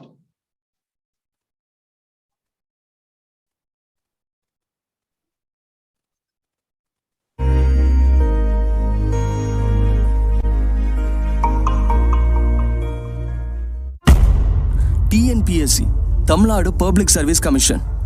இந்த எக்ஸாம்ல group 1, group 2, group 3, group 4 அப்படின்னு பல பிரிவுகள் இருக்கலாம். ஆனா இந்த exam prepare ஆகிற உங்க எல்லாரையுமே நான் ஒரே குரூப்பா தான் பாக்குறேன், த ஹார்ட் ஒர்க்கிங் குரூப். ஏன்னா இந்த ஒரு எக்ஸாம்ல இருக்கிற சுவாரஸ்யம் என்ன தெரியுமா? இங்க படிக்கிறவன் மட்டும் பாஸ் ஆகிறது இல்ல, எவன் ஒருத்தன் கஷ்டப்பட்டு கடின உழைப்பை போட்டு விடாமுயற்சியோட இருந்து படிக்கிறானோ அவனும் தான் பாஸ் ஆகுறான். ஏன்னா ஒருவேளை படிக்கக்கூடியவன் மட்டும்தான் பாஸ் ஆவான் அப்படின்னா 10th டாப் மார்க் எடுத்து ஒரு 10,000 பேர் இந்த வேலைக்கு போவானா? ஆனா அப்படியே நடக்குது கிடையாது. ஏன்னா நீ ஸ்கூல் படிக்கும்போது உங்க அப்பா, அம்மா, டீச்சர், ரிலேஷன் எல்லாருமே உன்னை ஃபோர்ஸ் பண்ணுவாங்க, உன்னை படிக்க சொல்லுவாங்க. உனக்கும் படிக்கிறத தவிர வேற எந்த வேலையும் இருக்காது, குடும்ப பிரச்சனைகள் எதுவுமே இருக்காது. ஆனா இங்க கேமே வேற. நீ டிஎன்பிஎஸ்சிக்கு அப்ளை பண்ணும்போது உன்னோட வயசு 18, நீ ஒரு அடல்ட்டா இருப்ப. உனக்கு நிறைய பிரச்சனைகள் வரும், வீட்டுல நிறைய அவமானங்களை சந்திக்க வேண்டியது வரும், நிறைய பேர் உனக்கு கேலி பண்ணுவாங்க. உனக்கு ஒரு வேலை இல்லை அப்படின்னா எல்லாரும் உன்னை தப்பா பேசுவாங்க, உன்னோட ப்ரிப்பரேஷனை பத்தி யாரும் என்கரேஜ் பண்ண மாட்டாங்க, உன்னோட வாழ்க்கையில நிறைய சந்தோஷங்களை நீ இழக்க வேண்டியது இருக்கும். இப்படி பல பிரச்சனைகளுக்கு நடுவுல இந்த ஒரு எக்ஸாமுக்கு நீ ப்ரிப்பேர் ஆக போறேன் அப்படின்னு முடிவு பண்ணிட்ட அப்படின்னா ஒன்ன நினைச்சு நீ பெருமைப்படு, சரியா? ஏன்னா இந்த மாதிரி ஒரு துணிச்சலான முடிவை ஒன்ன மாதிரி சில பேரால தான் எடுக்க முடியும். அப்படி எடுத்த சில பேரால தான் இன்னைக்கு ஒரு டிஎன்பிஎஸ்சி ஆஸ்பிரண்டாவும் நாளைக்கு ஒரு பப்ளிக் சர்வெண்டாவும் இருக்க முடியுங்கிறத நீ மனசுல வச்சுக்கோ, சரியா? இன்னைக்கு நீ போடுற ஹார்ட் ஒர்க் எதுவுமே வீணா போகாது. ஏன்னா இங்க இருக்கிற கோடிக்கணக்கான பேருக்கு மத்தியில உன்னோட ஹார்ட் ஒர்க், உன்னோட விடாமுயற்சியும் தான் உன்னை தனிச்சு காட்ட போகுது. இந்த எக்ஸாமுக்கு நீ ப்ரிப்பேர் பண்ணும்போது சில நேரத்துல கஷ்டமா தான் இருக்கும், ரொம்ப டயர்டா ஃபீல் ஆகும், சில சப்ஜெக்ட் உனக்கு புரியாது, உன்னோட ஃபேமிலியோ உன்னோட ரிலேஷனோ உன்னை சப்போர்ட் பண்ண மாட்டாங்க, உன்னை மோட்டிவேட் பண்றதுக்கோ உன்னை என்கரேஜ் பண்ணி கூட்டிட்டு போறதுக்கோ யாரும் இருக்க மாட்டாங்க. அதுக்காக விட்டு கொடுத்துடலாம்னு நினைக்காத. ஏன்னா ஒரு நிமிஷம் நீ யோசிச்சு பாரு, இந்த தமிழ்நாட்டில் இருக்கிற 6.79 கோடி மக்களும் அவங்களோட வெற்றிங்கிற மலையில போட்டி ஏறிக்கிட்டு இருக்காங்க. நீ நல்லா யோசிச்சு பார்த்தேன்னா புரியும், நீயும் அவங்க கூட அதே போட்டியில இருந்துகிட்டே தான் இருக்க. இங்க இவ்வளவு போட்டிக்கு மத்தியில நம்ம எப்படிதான் ஜெயிக்கிறதா அப்படின்னு நினைக்கலாம். ஆனா ஒரு விஷயம் நல்லா ஞாபகம் வச்சுக்கோ, இந்த மலையேற்றம் இருக்குல்ல, அந்த மலையேற்றத்துல எவன் ஒருத்தன் உச்சியை போய் அடையிறதான் வெற்றி நினைக்கிறானோ அவனால பாதியிலே தோத்துருவான். ஆனா எவன் ஒருத்தன் தான் எடுத்து வைக்கிற ஒவ்வொரு அடியும் வெற்றி நினைக்கிறானோ அவன் தான் அந்த மலை உச்சியை போய் சேருவான். அதே மாதிரிதான் உன்னை சுத்தி இருக்கிற அந்த கோடிக்கணக்கான மக்களுக்கும் அந்த உச்சி அடைகிறது தான் வெற்றி நினைக்கிறாங்க, இதனாலே அவங்க பாதியில போய் தோத்துருவாங்க. ஆனா நீ அப்படி இருக்காத, நீ உன்னோட மனசுல ஆழமா பிக்ஸ் பண்ணி வச்சுக்கோ, நீ எடுத்து வைக்கிற ஒவ்வொரு அடியும் உன்னோட வெற்றி, நீ படிக்கிற ஒவ்வொரு சப்ஜெக்டும் உன்னோட வெற்றி, நீ அண்டர்ஸ்டாண்ட் பண்ணி வச்சிருக்கிற ஒவ்வொரு கான்செப்டும் உனக்கான வெற்றி, சரியா? இப்படி நீ ஒவ்வொரு விஷயத்திலும் நம்ம ஜெயிக்கிறோம் அப்படின்னு உணர்ந்தா அப்படின்னா நீ ஈஸியா அந்த உச்சியை போய் அடைஞ்சிருவ. இங்க இருக்கிற கோடிக்கணக்கான மக்களுக்கு அந்த எண்ணம் வராது, சரியா? சோ என்னைக்குமே உன்னோட செல்ஃப் வேல்யூவை நீ விட்டு கொடுக்காத. நீ ஜெயிச்சுக்கிட்டே தான் இருக்கிறாங்கிறத நீயே உணரலனா வேற யாரும் வந்து உன்னை உணர்த்த முடியாது, சரியா? நான் கடைசியா உங்ககிட்ட ஒரு விஷயம் சொல்றேன், நல்லா ஞாபகம் வச்சுக்கோங்க. நம்ம ஆத்துல குதிக்கிறதுக்கு முன்னாடி குதிக்கணுமா வேணாமான்னு 1க்கு 100 தடவை யோசிச்சுக்கலாம். ஆனா அந்த ஆத்துல நம்ம குதிச்சுட்டோம் அப்படின்னா நீச்சல் அடிச்சுதான் ஆகணும். அதே நேரம் கரையை வந்து சேரணும் அப்படின்னா எதிர் நீச்சல் போட்டுதான் ஆகணும். அதே மாதிரிதான் நீ எந்த ஒரு இன்ஸ்டன்ட்ல இந்த ஒரு எக்ஸாமுக்கு ப்ரிப்பேர் பண்ணலான்னு முடிவு பண்ணிட்டியோ அப்பமே நீ இந்த ஆத்துல குதிச்சுட்ட. சோ இங்க உன்னோட இலக்கை நீ அடையணும் அப்படின்னா நீ கஷ்டப்பட்டு உன்னோட கடின உழைப்பை போட்டு எதிர் நீச்சல் அடிச்சுதான் ஆகணும், சரியா? இங்க உன்னோட திறமை, உன்னோட ஸ்கில், உன்னோட நாலேஜ் எல்லாம் ஜெயிக்குமான்னு எனக்கு தெரியாது. ஆனா இங்க உன்னோட கடின உழைப்பு கண்டிப்பா ஒரு நாள் ஜெயிக்குங்கிறது மட்டும் எனக்கு தெரியும், சரியா? சோ கஷ்டப்பட்டு முயற்சி பண்ணு. இங்க இருக்கிற காம்படிஷனை நீ பார்க்காத, ஒன்னு நீ பாரு, உன்னோட திறமை அதிகம் பாரு, உன்னால இம்ப்ரூவ் பண்ணிக்க முடியும் பாரு. என்னைக்கு நீ உன்னோட வாழ்க்கை மேல ரெஸ்பான்சிபிலிட்டி எடுக்கிறியோ அன்னைக்கு இந்த வாழ்க்கை உன்னோட கண்ட்ரோல்ல இருக்குன்னு உனக்கு புரியும். அப்படி உனக்கு புரிஞ்சுது அப்படின்னா இந்த எக்ஸாம்ல நீ ஈஸியா பாஸ் ஆயிடுவ, சரியா? சோ முயற்சி பண்ணி போராடுங்க, உங்களால முடியாத விஷயம் எதுவுமே கிடையாது, வெற்றி உங்களுக்கு தான். இந்த ஒரு வீடியோவை நீங்க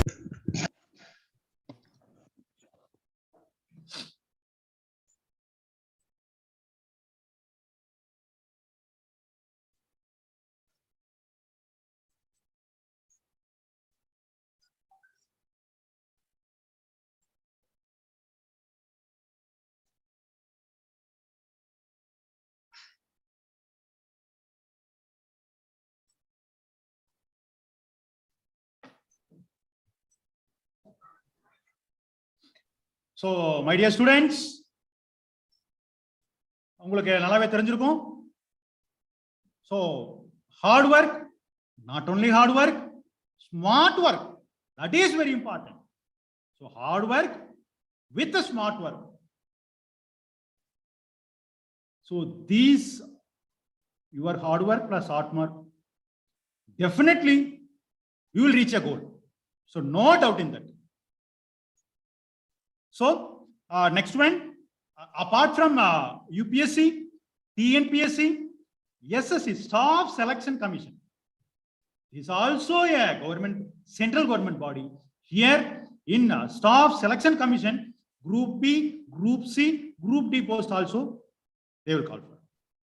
Here, like UPSC, here also 3 tiers: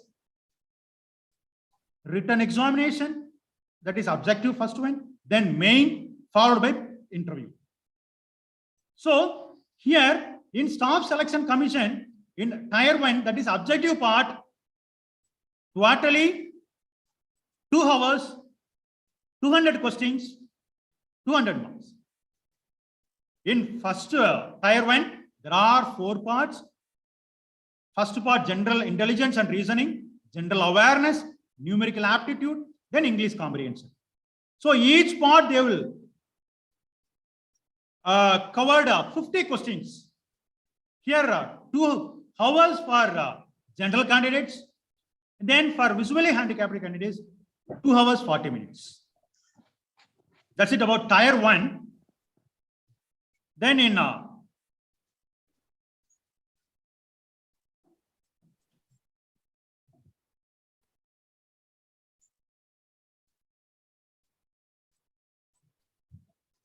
tier 2, same like tier 1. Here in tier 1, totally as I pointed, 4 parts, and in tier 2 also 3 parts, but objective. Students, keep it in mind. Staff Selection Commission, no descriptive. Tier 1 is also objective. Tier 2 also objective. Tier 1, 200 marks. Tier 2, totally 600 marks. 3 parts in tier 2, arithmetical ability, English language and comprehension, and this third part, commerce, mathematics, statistics, economics. The third part, based upon the postings, they will change the syllabus in paper number 3. Is it clear? In tier 1 is common for all. In tier 2, particularly in paper 3, based upon the postings, they will change the syllabus. So each paper 200 marks, 100 questions, arithmetic ability 100 questions, then English language and comprehension 200 questions, then for paper 3, 200 questions. So totally 600 marks, 500 questions. Each paper 2 hours for general candidates and 2 hours 40 minutes for visually handicapped candidates. Is it clear? Then tier 3, interview. Interview 100 marks. So totally 700 marks for SSC, Staff Selection Commission. Is it clear, my dear students? Yes. That's it about Union Public Service Commission, Tamil Nadu Public Service Commission, Staff Selection Commission. So now I enter into foreign opportunities. In previous session also, that one student asked about foreign opportunities, I think so. There are various numbers of scopes in foreigns also. Not only for higher studies, even for jobs also. For higher studies, students, please note it down. For higher studies in foreign, you have to clear IELTS or GATE. IELTS or GATE. IELTS, International English Language Testing System. This IELTS exam is called for by 2 people. One people from Cambridge University, second from British Council. So they called for You can notice in a website, Cambridge University or in British Council, or you can search in Google, IELTS or in GATE. So some of the foreign universities need IELTS. For example, Wageningen University in Netherlands, they ask the IELTS score.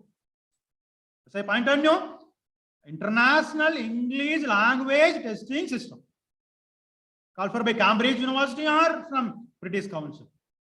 Then GATE from our IIT. Some of the foreign university consider our GATE score also. So if you cleared or if you passed in this IELTS or in GATE, you can enter into foreign universities. So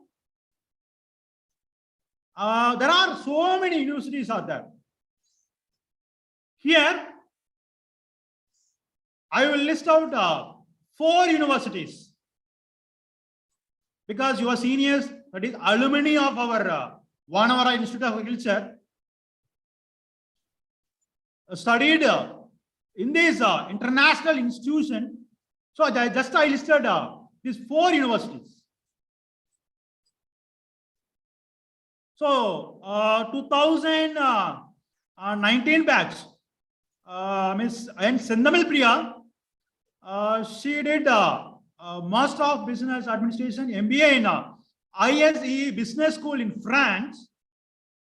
And another one student from the same batch, Ms. T. Vinodurga, she did International Masters in Business at SDA Bocconi University in Italy. So that is in second one, International Masters in Business, actually she did as a dual course. First 1.5 years master, that is IMB in Asia Center, that is SDA Bocconi University Asia Center in our Mumbai. So first part she did IMB in Mumbai. Then next part 2 in SDA Bocconi University in Italy. So these 2 universities are highly standard one. And just now I'll share 1-minute video about that university, SDA Bocconi University in Italy.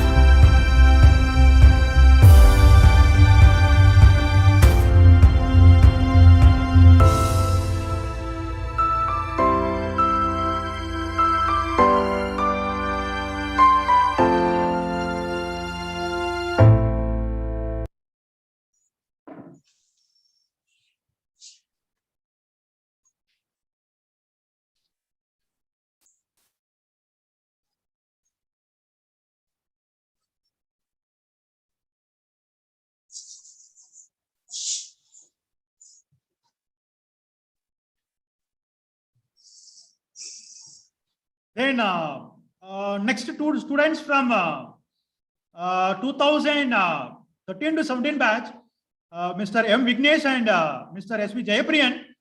So they did Master of Science, that is PhD, Post-Harvest Technology in Horticulture Crops from Wageningen University and Research in Netherlands. And another one student, S. V. Jayapriyan, from same batch. He did a Master of Science, that is from Sustainable Agriculture in Sanford Fleming College in Canada. So, Mr. Vignesh, after completion of this MS, that is Posthaus Technology in Horticulture Crops in Wageningen University and Research, Netherlands. So now he is in US studying PhD in the same aspect Posthaus Technology. So here, if you study in foreign, you have so many opportunities. In foreign itself, there are n number of jobs are there. Next slide, just I will explain 2 jobs in foreign. Then not only in foreign, in India also, if you studied, if you did your PG in ICR and PhD in foreign, you have your biodata will be very strong, will be very strong. So here higher studies in foreign also, we have so many opportunities. Just I will show 1 minute video about Wageningen University. Wageningen University is one of the leading international universities in the field of healthy food and living environment. You will find this university in the Netherlands, also called Holland, located in Europe. Wageningen campus is a place where students, teachers, and researchers from the university and research institutes exchange ideas. Here, you will focus on current and future global issues that are of increasing importance to both industry and government. Wageningen University has over 10,000 students, 25% of which are international students representing more than 100 nationalities. You are ensured personal guidance throughout your student career with a student-teacher ratio of 7:1. Our research and education are based on a fundamental scientific approach, and we focus strongly on practical application. During your study, you will work on real cases from the field using state-of-the-art research facilities, which will aid you in becoming a professional in innovative and groundbreaking research.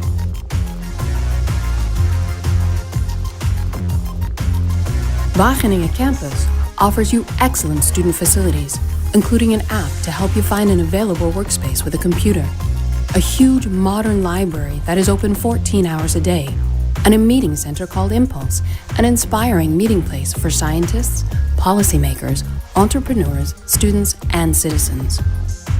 In Wageningen, you will meet students and researchers from all over the world, and you will benefit from a diverse cultural exchange. Studying here prepares you for working in international teams anywhere in the world.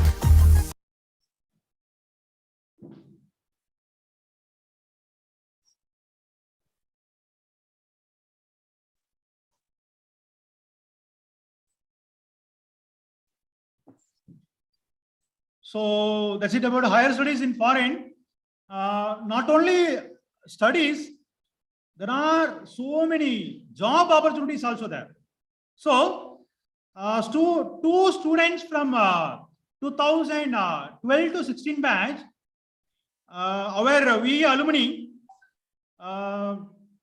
they got landscaping job in first one, Mr. Gauri Shankar. Now he is so much busy. Actually, he is doing landscaping business in Dubai and Italy. And second picture, Abdul Kafir Khan, he is doing landscaping business in Kuwait. So these two people's, first one, Mr. Gauri Shankar, he is very, very popular landscape architect in Dubai and Italy. And most important point is most of the government Dubai and Italy projects are done by our Mr. Gauri Shankar only. So that makes a very businessman and very, very busy man also. And a second person, landscaping in Kuwait. So in foreign, not only landscaping job, there are so many jobs in biotechnology, tissue culture, etc. And seed sector also. So that's it about foreign opportunities for studies as well as job. So next, coming to private sectors. So here in private sectors, there are so many opportunities in our private sector also. For example, why I mentioned these companies means because our alumni or VAA are working in these listed companies. For example, in Rossi Seeds located in Salem, mainly they are concentrating on various hybrid seeds, particularly from vegetables or even from corn or maize, etc. Then second company Satyam Kisan Care from Madurai. Here they are mainly concentrating on seaweed gel extract. Then third one, Green Tech Bio. It's a Pollachi based company. Here Green Tech Bio, it's a biofertilizer oriented company. Then fourth one, Linga Chemicals located in Madurai. Here Linga Chemicals, there are two products, Micronal, particularly for cotton and coconut. So these two products are very much major product from Linga Chemicals, and Syngenta India Limited, all must know, I think all know about the Syngenta India. So they produce the hybrid seeds, particularly in rice, corn, and vegetables, etc. Then Deepika Crop Science, they are concentrating on crop boosters. It's located in Pollachi. Then Jain Irrigation System, its main headquarters in Jalgaon, Maharashtra, and company in Udumalai, Coimbatore, etc. Then Pasmai Bio, located in Pollachi. Pasmai, they are concentrating on seaweed gel extract, organic manure, etc. Then next to that, Satyam Bio, Satyam Kisan Care is different. Satyam Bio Private Limited, located in Madurai. Here they are concentrating on biogranules, organic manure, and recently they have developed nutrient powders.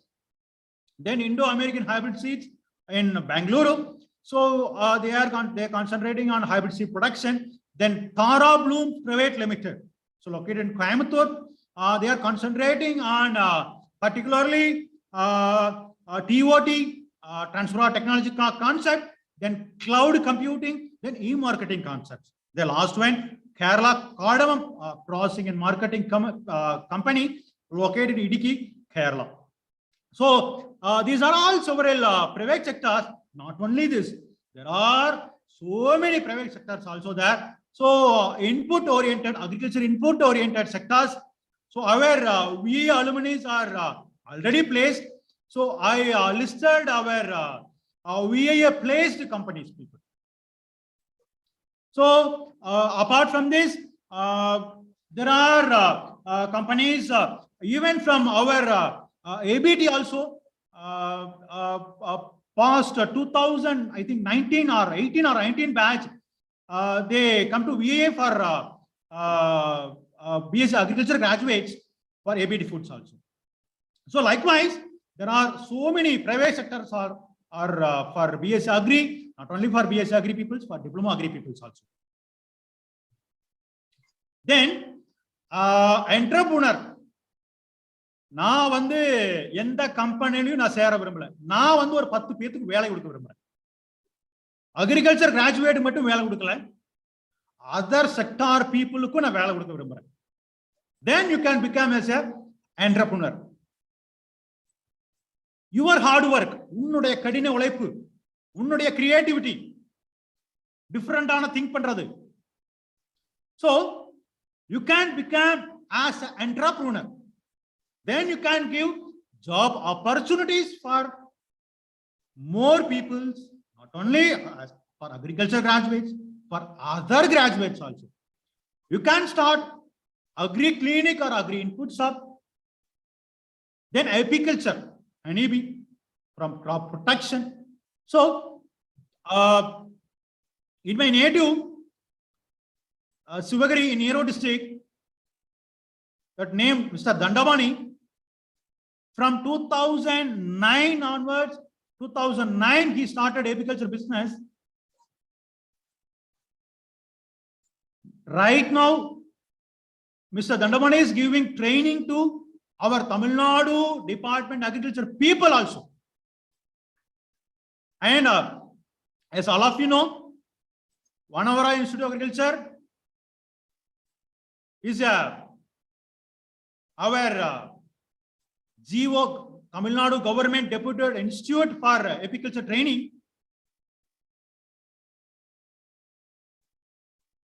then Mr. Dandabani also giving training for apiculture. But one thing, he is not an agriculture graduate. Or agriculture graduate or a non-agriculture graduate, அதாவது agriculture படிக்காதவங்க இந்த மாதிரி விஷயங்களை பண்ணும்போது why உன்னால முடியாது, ஏன் உன்னால முடியாது? அனைத்தும் சாத்தியமே. If you put smart work, hard work, all things are possible. Sericulture, silkworm, compost unit, vermicompost or farm based, mushroom production, biocontrol production. In the slide, second picture, Chrysops biocontrol, Mr. Jayasheelan, we alumni, doing a pakka business in this biocontrol. Next upcoming days, this Jayasheelan will talk about this biocontrol production, landscaping, and ibonscias. We alumni, Mr. Kamalesh, 2017 passed out batch, he is doing landscaping business in Coimbatore. Upcoming days, he also giving a lecture of landscaping and scope in horticulture, nursery unit, poultry farming, dairy farming, value addition. Nowadays, value addition, post-harvest technology, aruvadai pinsar thulinutpam. If you sell your product as raw, no value. If you add some value, you can get higher profit. Value addition, export-oriented agri activities. As all of you know, India has vast, varied agroclimatic zones. Almost all the crops are highly suited for our Indian cultivation, Indian condition, climatic condition. So mostly export-oriented agri activities. So in India, most of the non-agri graduates are exporting this our agriculture produce. Why not you? நீ அதுக்கு ஏன் steps இருக்க கூடாது? Last one, e-marketing, bnborganics.com. So Mr. Baladanda is Bani. So he also going to talk in now upcoming days in this webinar. So just if you click BNB Organics, you can see the e-commerce activity, e-marketing activity.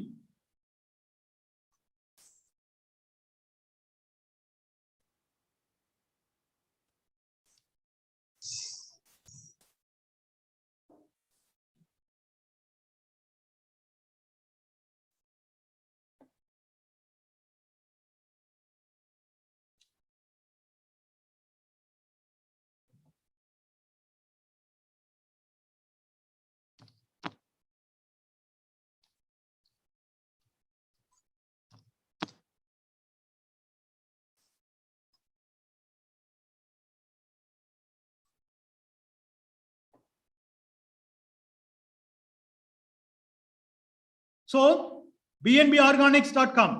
So that student is very much popular in that e-marketing aspect. So there are so many opportunities in entrepreneurs also. So you can create your own opportunity. நான் திரும்ப சொல்றதுதான், ஒரு நான் agri graduate பண்ணக்கூடிய இந்த விஷயத்தை ஏன் agriculture graduate நம்ம பண்ண முடியாது? நீ ஃபுல்லாவே 4 years கோர்ஸ் அட்டெண்ட் பண்ணிருக்கீங்க, agriculture graduate exposure visit மாதிரி வேற எந்த graduate visit கிடையாது, exposure visit கிடையாது. So then you have so many external creative knowledge also, exposure knowledge also. இவ்வளவு knowledge வச்சுக்கிட்டு உன்னால முடியாது அப்படிங்கிறது எதுவுமே கிடையாது. So just think of. Then my last part, farming. Here, we alumni also doing this cut flower production. Mr. P. Jagadishan, 2016 passed out batch, is doing cut flower production in Erkard. That man, Mr. Jagadishan, now he is selected as Assistant Director of Horticulture in TNPC examination. Not only cut flower production, even you can grow indeterminate type of vegetables in the cut flower. Then even precision agriculture also you can do. Then even seed production aspect also.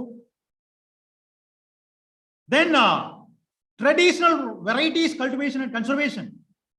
Last point, kindly notice it. Nowadays this point எல்லா இடத்துலயும் பேசப்படுது. Because nowadays peoples are becoming health conscious. Even you can take rice, even you can take that paddy. There are so many traditional rice varieties. கருப்பு கவுனி, அறுபதாங்குருவை, மாப்பிளை சம்பா, இலப்பைப்பு சம்பா, Thooyamalli, etc. etc. People can work on that aspect also. So, dear students, kindly look into that farming also. This advanced technologies farming, surely it will help you. In 2021 batch, Dr. Ravi Kumar batch, one student namely Ramesh, he is doing farming as well as he is an entrepreneur come farmer. So likewise, if the people are interested in farming or entrepreneur, you can choose your own pathway. Is it clear? So my dear students, don't waste your time. Hard work along with smart work, time management is very, very important to achieve your destination, achieve your goal, etc. So that's it about my part. Dear students, any clarifications? Please.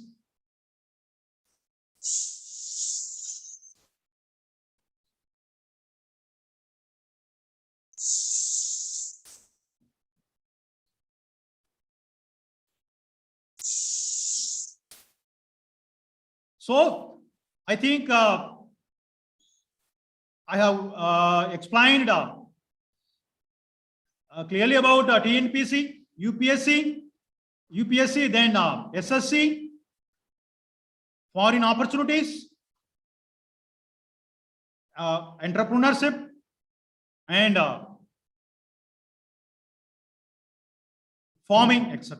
Then private sectors also. Students, keep it in mind, there are so many sectors in agriculture.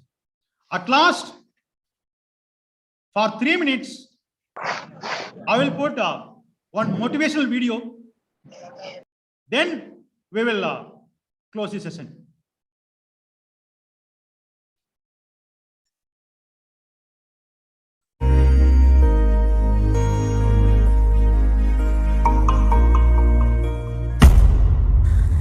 இன்னைக்கு நம்ம எல்லாரோட மனசுலயும் ஒரு தவறான நம்பிக்கை இருக்கு. அதாவது கொஞ்ச நாள் கஷ்டப்பட்டு உழைச்சா போதும், அப்புறமா சந்தோஷமா வாழலாம். The intensity of work is greater than the consistency நினைக்கிறோம். ஆனா அப்படி கிடையாது. இங்க இன்னைக்கு நீ எவ்வளவு படிச்ச எவ்வளவு முடிச்சங்கிறது பெரிய விஷயம் இல்லை. ஆனா நீ தினம் இருந்து படிக்கிறியா, தினம் உன்னோட ஆன்லைன் கிளாஸஸ் நீ அட்டன் பண்றியா, தினம் உன்னோட டு டூ லிஸ்ட் எல்லாத்தையும் நீ கம்ப்ளீட் பண்றியா, அதுதான் இங்க முக்கியம். ஏன்னா இங்க ஒரே நாள்ல எந்த வித பில்டிங்கும் கட்டி முடிக்க முடியாது. நீ ஒரு நாள் வெயிட் தூக்குறதுனால உன்னோட மசில்ஸ்ல எந்த வித இம்ப்ரூவ்மெண்ட் இருக்க போறது கிடையாது. நீ ஒரு நாள் பிளான் பண்றதுனால எந்த வித ப்ராஜெக்டும் முடிய போறது கிடையாது. So the consistency is greater than the intensity. நீ தினம் இருந்து உழைக்கணும், தினம் இருந்து கஷ்டப்பட்டு படிக்கணும். நீ தினம் ஒர்க்குக்கு ஷோ அப் ஆனா மட்டும்தான் உன்னால சக்சஸ்ஃபுல்லா ஆக முடியும். இங்க ஓவர் நைட்ல சக்சஸ்ன்னு எதுவுமே கிடையாது. இங்க நீ உன்னோட சக்சஸ் அடைய அப்படின்னா ஒவ்வொரு நைட்டும் உன்னோட உழைப்பு கொடுக்கணும், ஒவ்வொரு டேயும் உன்னோட உழைப்பு கொடுக்கணும். இப்படி பல டேஸ் பல நைட்ஸ் நீ கஷ்டப்பட்டு உழைச்சா மட்டும்தான் அந்த மார்க்ஸோ கிரேட்ஸோ உனக்கு கிடைக்கும். ஒரு விஷயம் நல்லா புரிஞ்சுக்கோ, இங்க நீ எந்த ஒரு விஷயத்தை அடையணும் அப்படின்னா அதுக்காக விலையை நீ கொடுத்து ஆகணும். இன்னைக்கு இந்த மார்க்குக்கும் இந்த கிரேடுக்கும் நீ கொடுக்குற விலைங்கிறது உன்னோட எனர்ஜி, உன்னோட டைம், உன்னோட டெடிகேஷன், உன்னோட சாக்ரிஃபிகேஷன், இது எல்லாத்தையும் நீ கொடு. உன்னால முடிஞ்ச அளவுக்கு உன்னோட முழு 100% நீ உன்னோட கிரேட்ஸுக்காக கொடு. கஷ்டப்பட்டு இருந்து படி. இன்னைக்கு நீ சிந்துற வேர்வை துளிகள் ஒவ்வொன்றும் என்னைக்குமே வீணாகாது. அது மட்டும் இல்ல, நம்ம எல்லாரும் நினைக்கிறோம் ஒரு பெரிய டிராயிங் ஆர்டிஸ்டா இருந்தாலும் சரி, ஒரு டான்சரா இருந்தாலும் சரி, ஒரு மியூசிஷியனா இருந்தாலும் சரி, இல்ல உங்க கிளாஸ்ல ஒரு டாப்பரா இருந்தாலும் சரி, அவன் அந்த எக்ஸாம்ல தான் நல்லா பெர்ஃபார்ம் பண்றான், அவன் அந்த ஸ்டேஜ்ல தான் நல்லா பெர்ஃபார்ம் பண்றான், அவனுக்கு ஏதோ லக் இருக்கு அப்படின்னு. அப்படியெல்லாம் கிடையாது. நம்ம எல்லாரும் அவன் ஸ்டேஜ்ல பண்ற பெர்ஃபெக்ஷன், அவன் எக்ஸாம்ல வர மார்க்கையும் தான் பாக்குறோம்.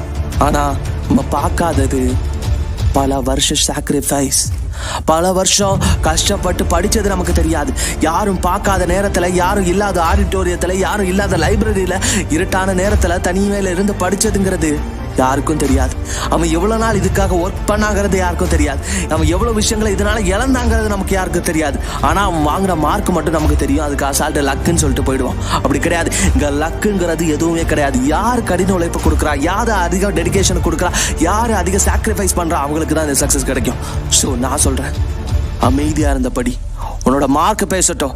நீ அமைதியா இருந்து படி, உன்னோட மார்க் பேசட்டும். இன்னைக்கு தனி மேல எவ்வளவு தூரம் யாரும் பார்க்காத நேரத்துல டிசிப்ளினா இருக்க முடியுமோ அவ்வளவு தூரம் டிசிப்ளினா இரு. இங்க யாரும் வந்து உங்ககிட்ட சொல்ல போறதில்ல நீ தூங்கணுமா வேண்டாமான்னு, யாரும் வந்து சொல்ல போறதில்ல, நீ தான் முடிவெடுக்கணும். So for your marks, for your grades, you have to make sacrifice.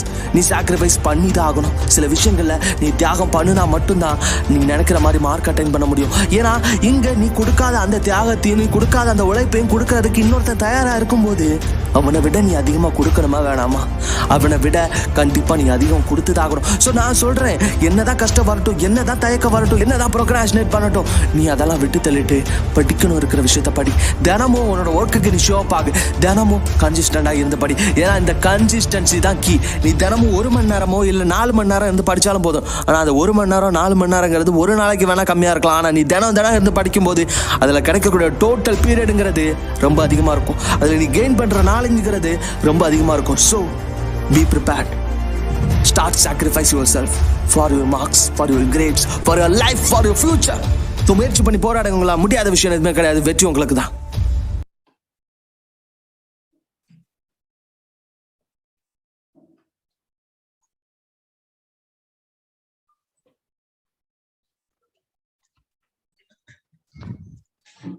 Yeah, thank you.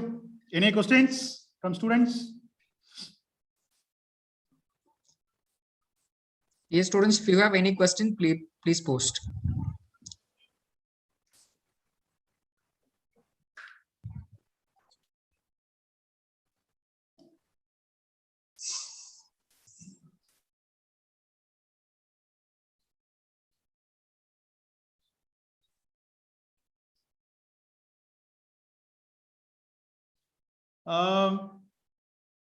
One question, sir, whether we can pursue our MSc in foreign through GATE exam? Yes, you can pursue.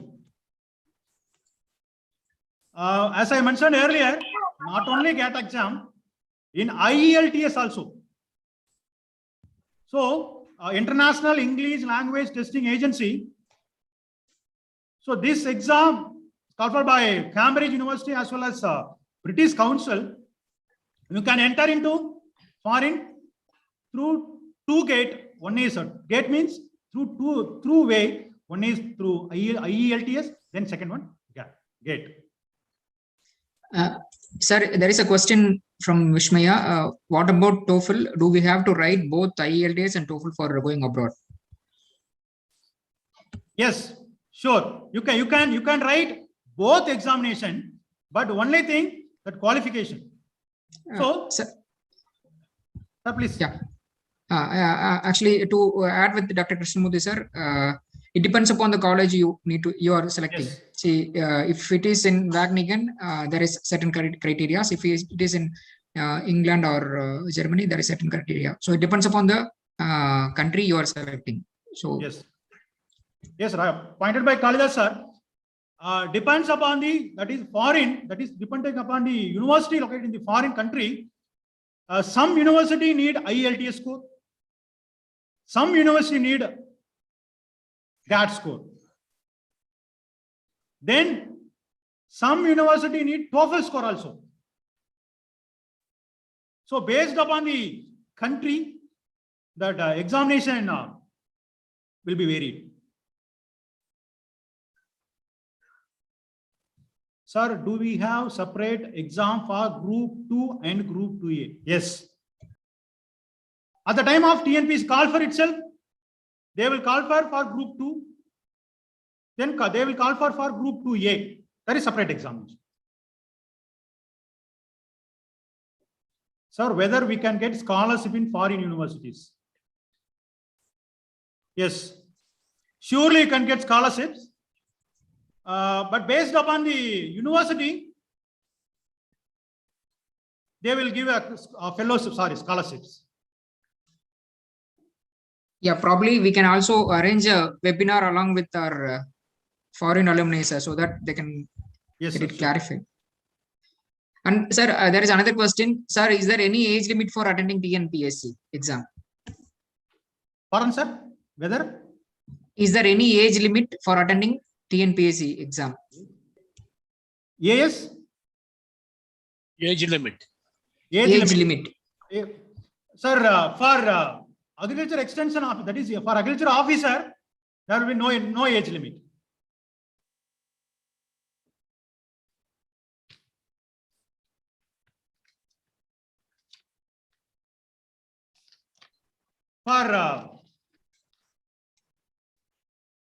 For TNPC group 1 and all, sir, there is an age limit. Okay. 21 to 35. Then based upon the category, it will be varied, sir. Change. Okay. So 21 to 35. For group 1 service, for agriculture officer, there is no age limit. Okay.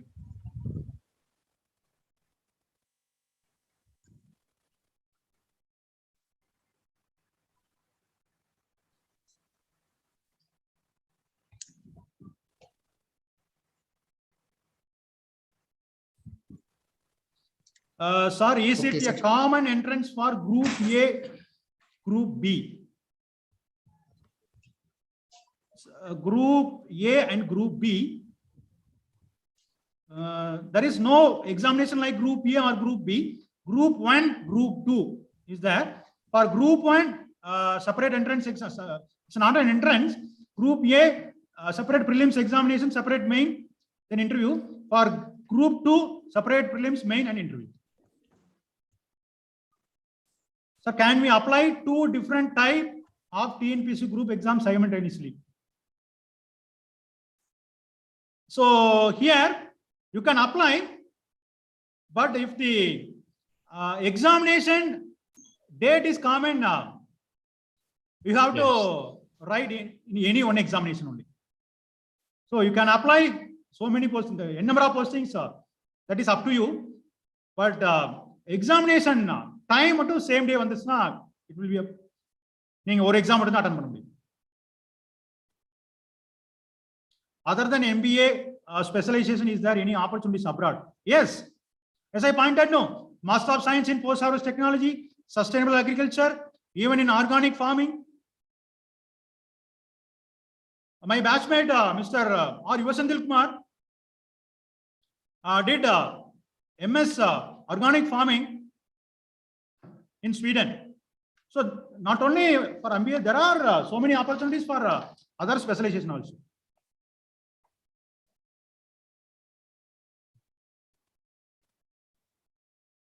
Sir, another question is, So when will be the next stable date? You can check the TNPSC website.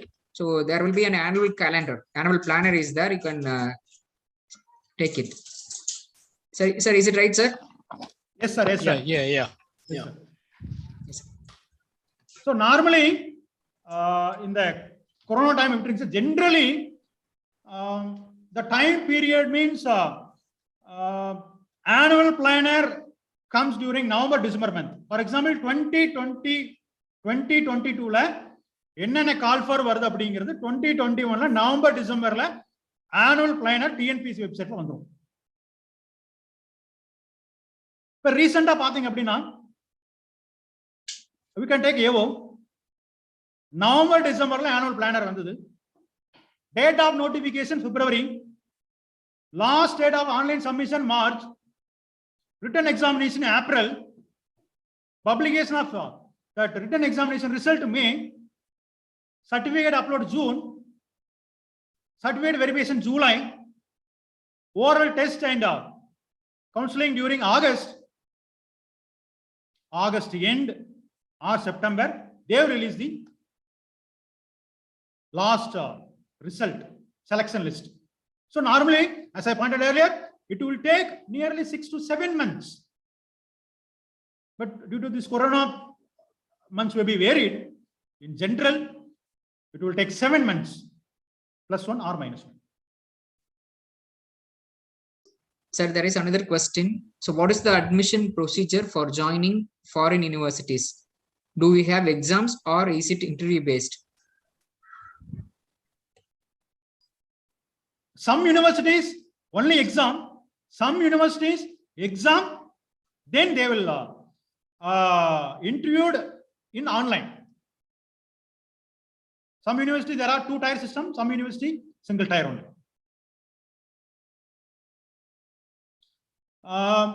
Is it possible to do PhD in India after completing PG in abroad? Is there any eligibility criteria? So you can do PhD in India. There is no issue. Some universities based upon the equivalent, normally based upon the equivalent certificate, you can study PhD. Some of the university in abroad, they don't have any equivalent certificate. நீங்க இந்தியாவில் திருப்பி PhD படிக்கணும் அப்படின்னா India list பண்ணிருக்காங்க. இந்த கண்ட்ரியில படிச்சா மட்டும்தான் இங்க பிஹெச்டி படிக்க முடியும் அப்படின்னு. சோ ஃபாரின் யூனிவர்சிட்டி, எல்லா ஃபாரின் யூனிவர்சிட்டி படிச்சா இந்தியாவில் வந்து பிஹெச்டி பண்ணலாமா அப்படின்னா it's impossible. There are some university which is equivalent to our Indian education system. So don't worry. So most of the universities pathina equivalent certificate. Dr. Krishnamurthy, shall I add one more point?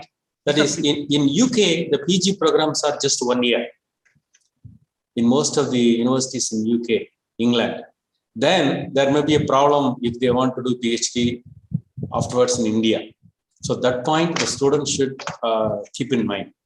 If you are going to do a PG program in England, better continue your PhD program also in England, in one of the topmost universities. That will be always better.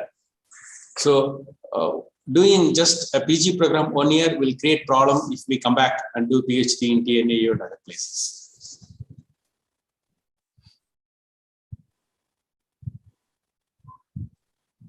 Yes, pointed by principal sir. Equivalent certificate is very important, and actually I have listed 4 V alumni. They did PG in foreign, and Mr. Vignesh or Mr. Jayapriyan, after completing their master program, they continuing PhD program there itself. But in Vignesh did MSc in Netherlands and PhD in US.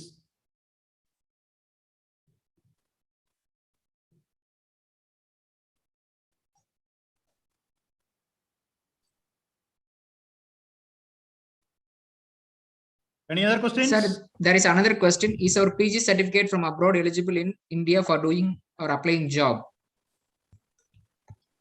Yes.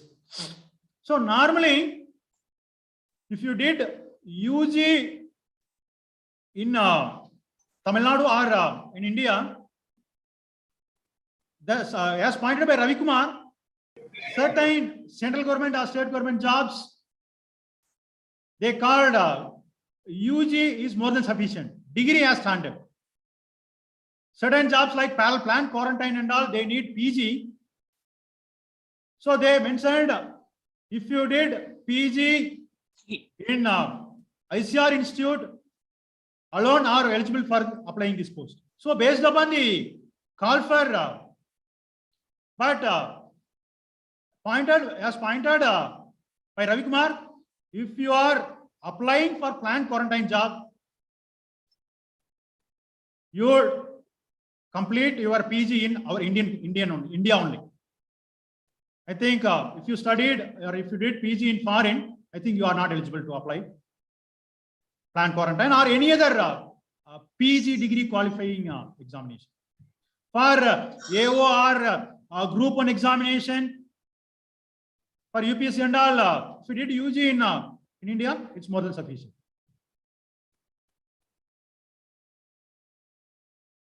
For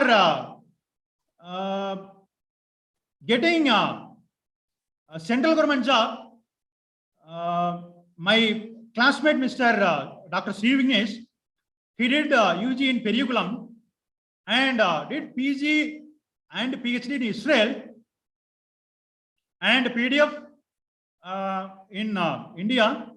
And now he is working as assistant professor in Central University of Tamil Nadu. So based upon the various call for that your PG or UG is varied. For private sector, no issue or no problem. For state government or central government exam, there is some criteria.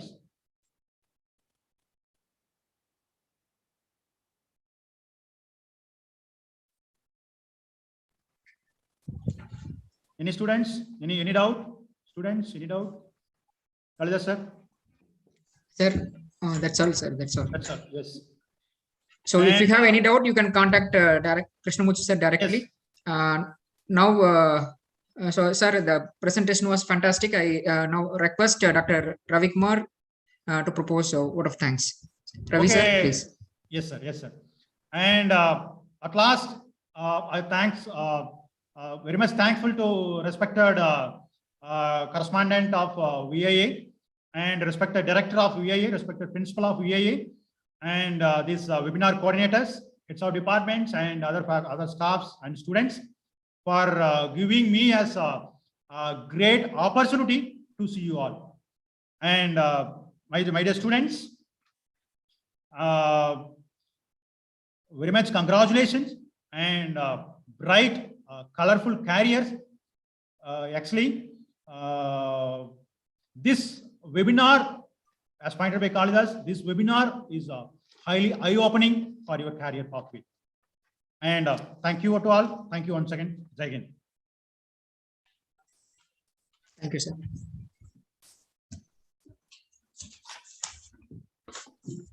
Ravi Kumar sir. Respected correspondent madam, respected principal sir, respected director sir, senior faculties and faculties of VIA and student friends. So the first day of webinar goes in a very eye-opening manner to the students in an excellent way. We are covering what is the opportunity at various levels. I hope the students of VIA can utilize this resource as a resource to enter in various abroad studies, higher studies in ICR systems, TNU studies, and other examinations. Maybe this is not it's a continuous process. So it is in future, we also assist with you for your career and others. So with this, it's my duty proposed the vote of thanks for the first day of the webinar.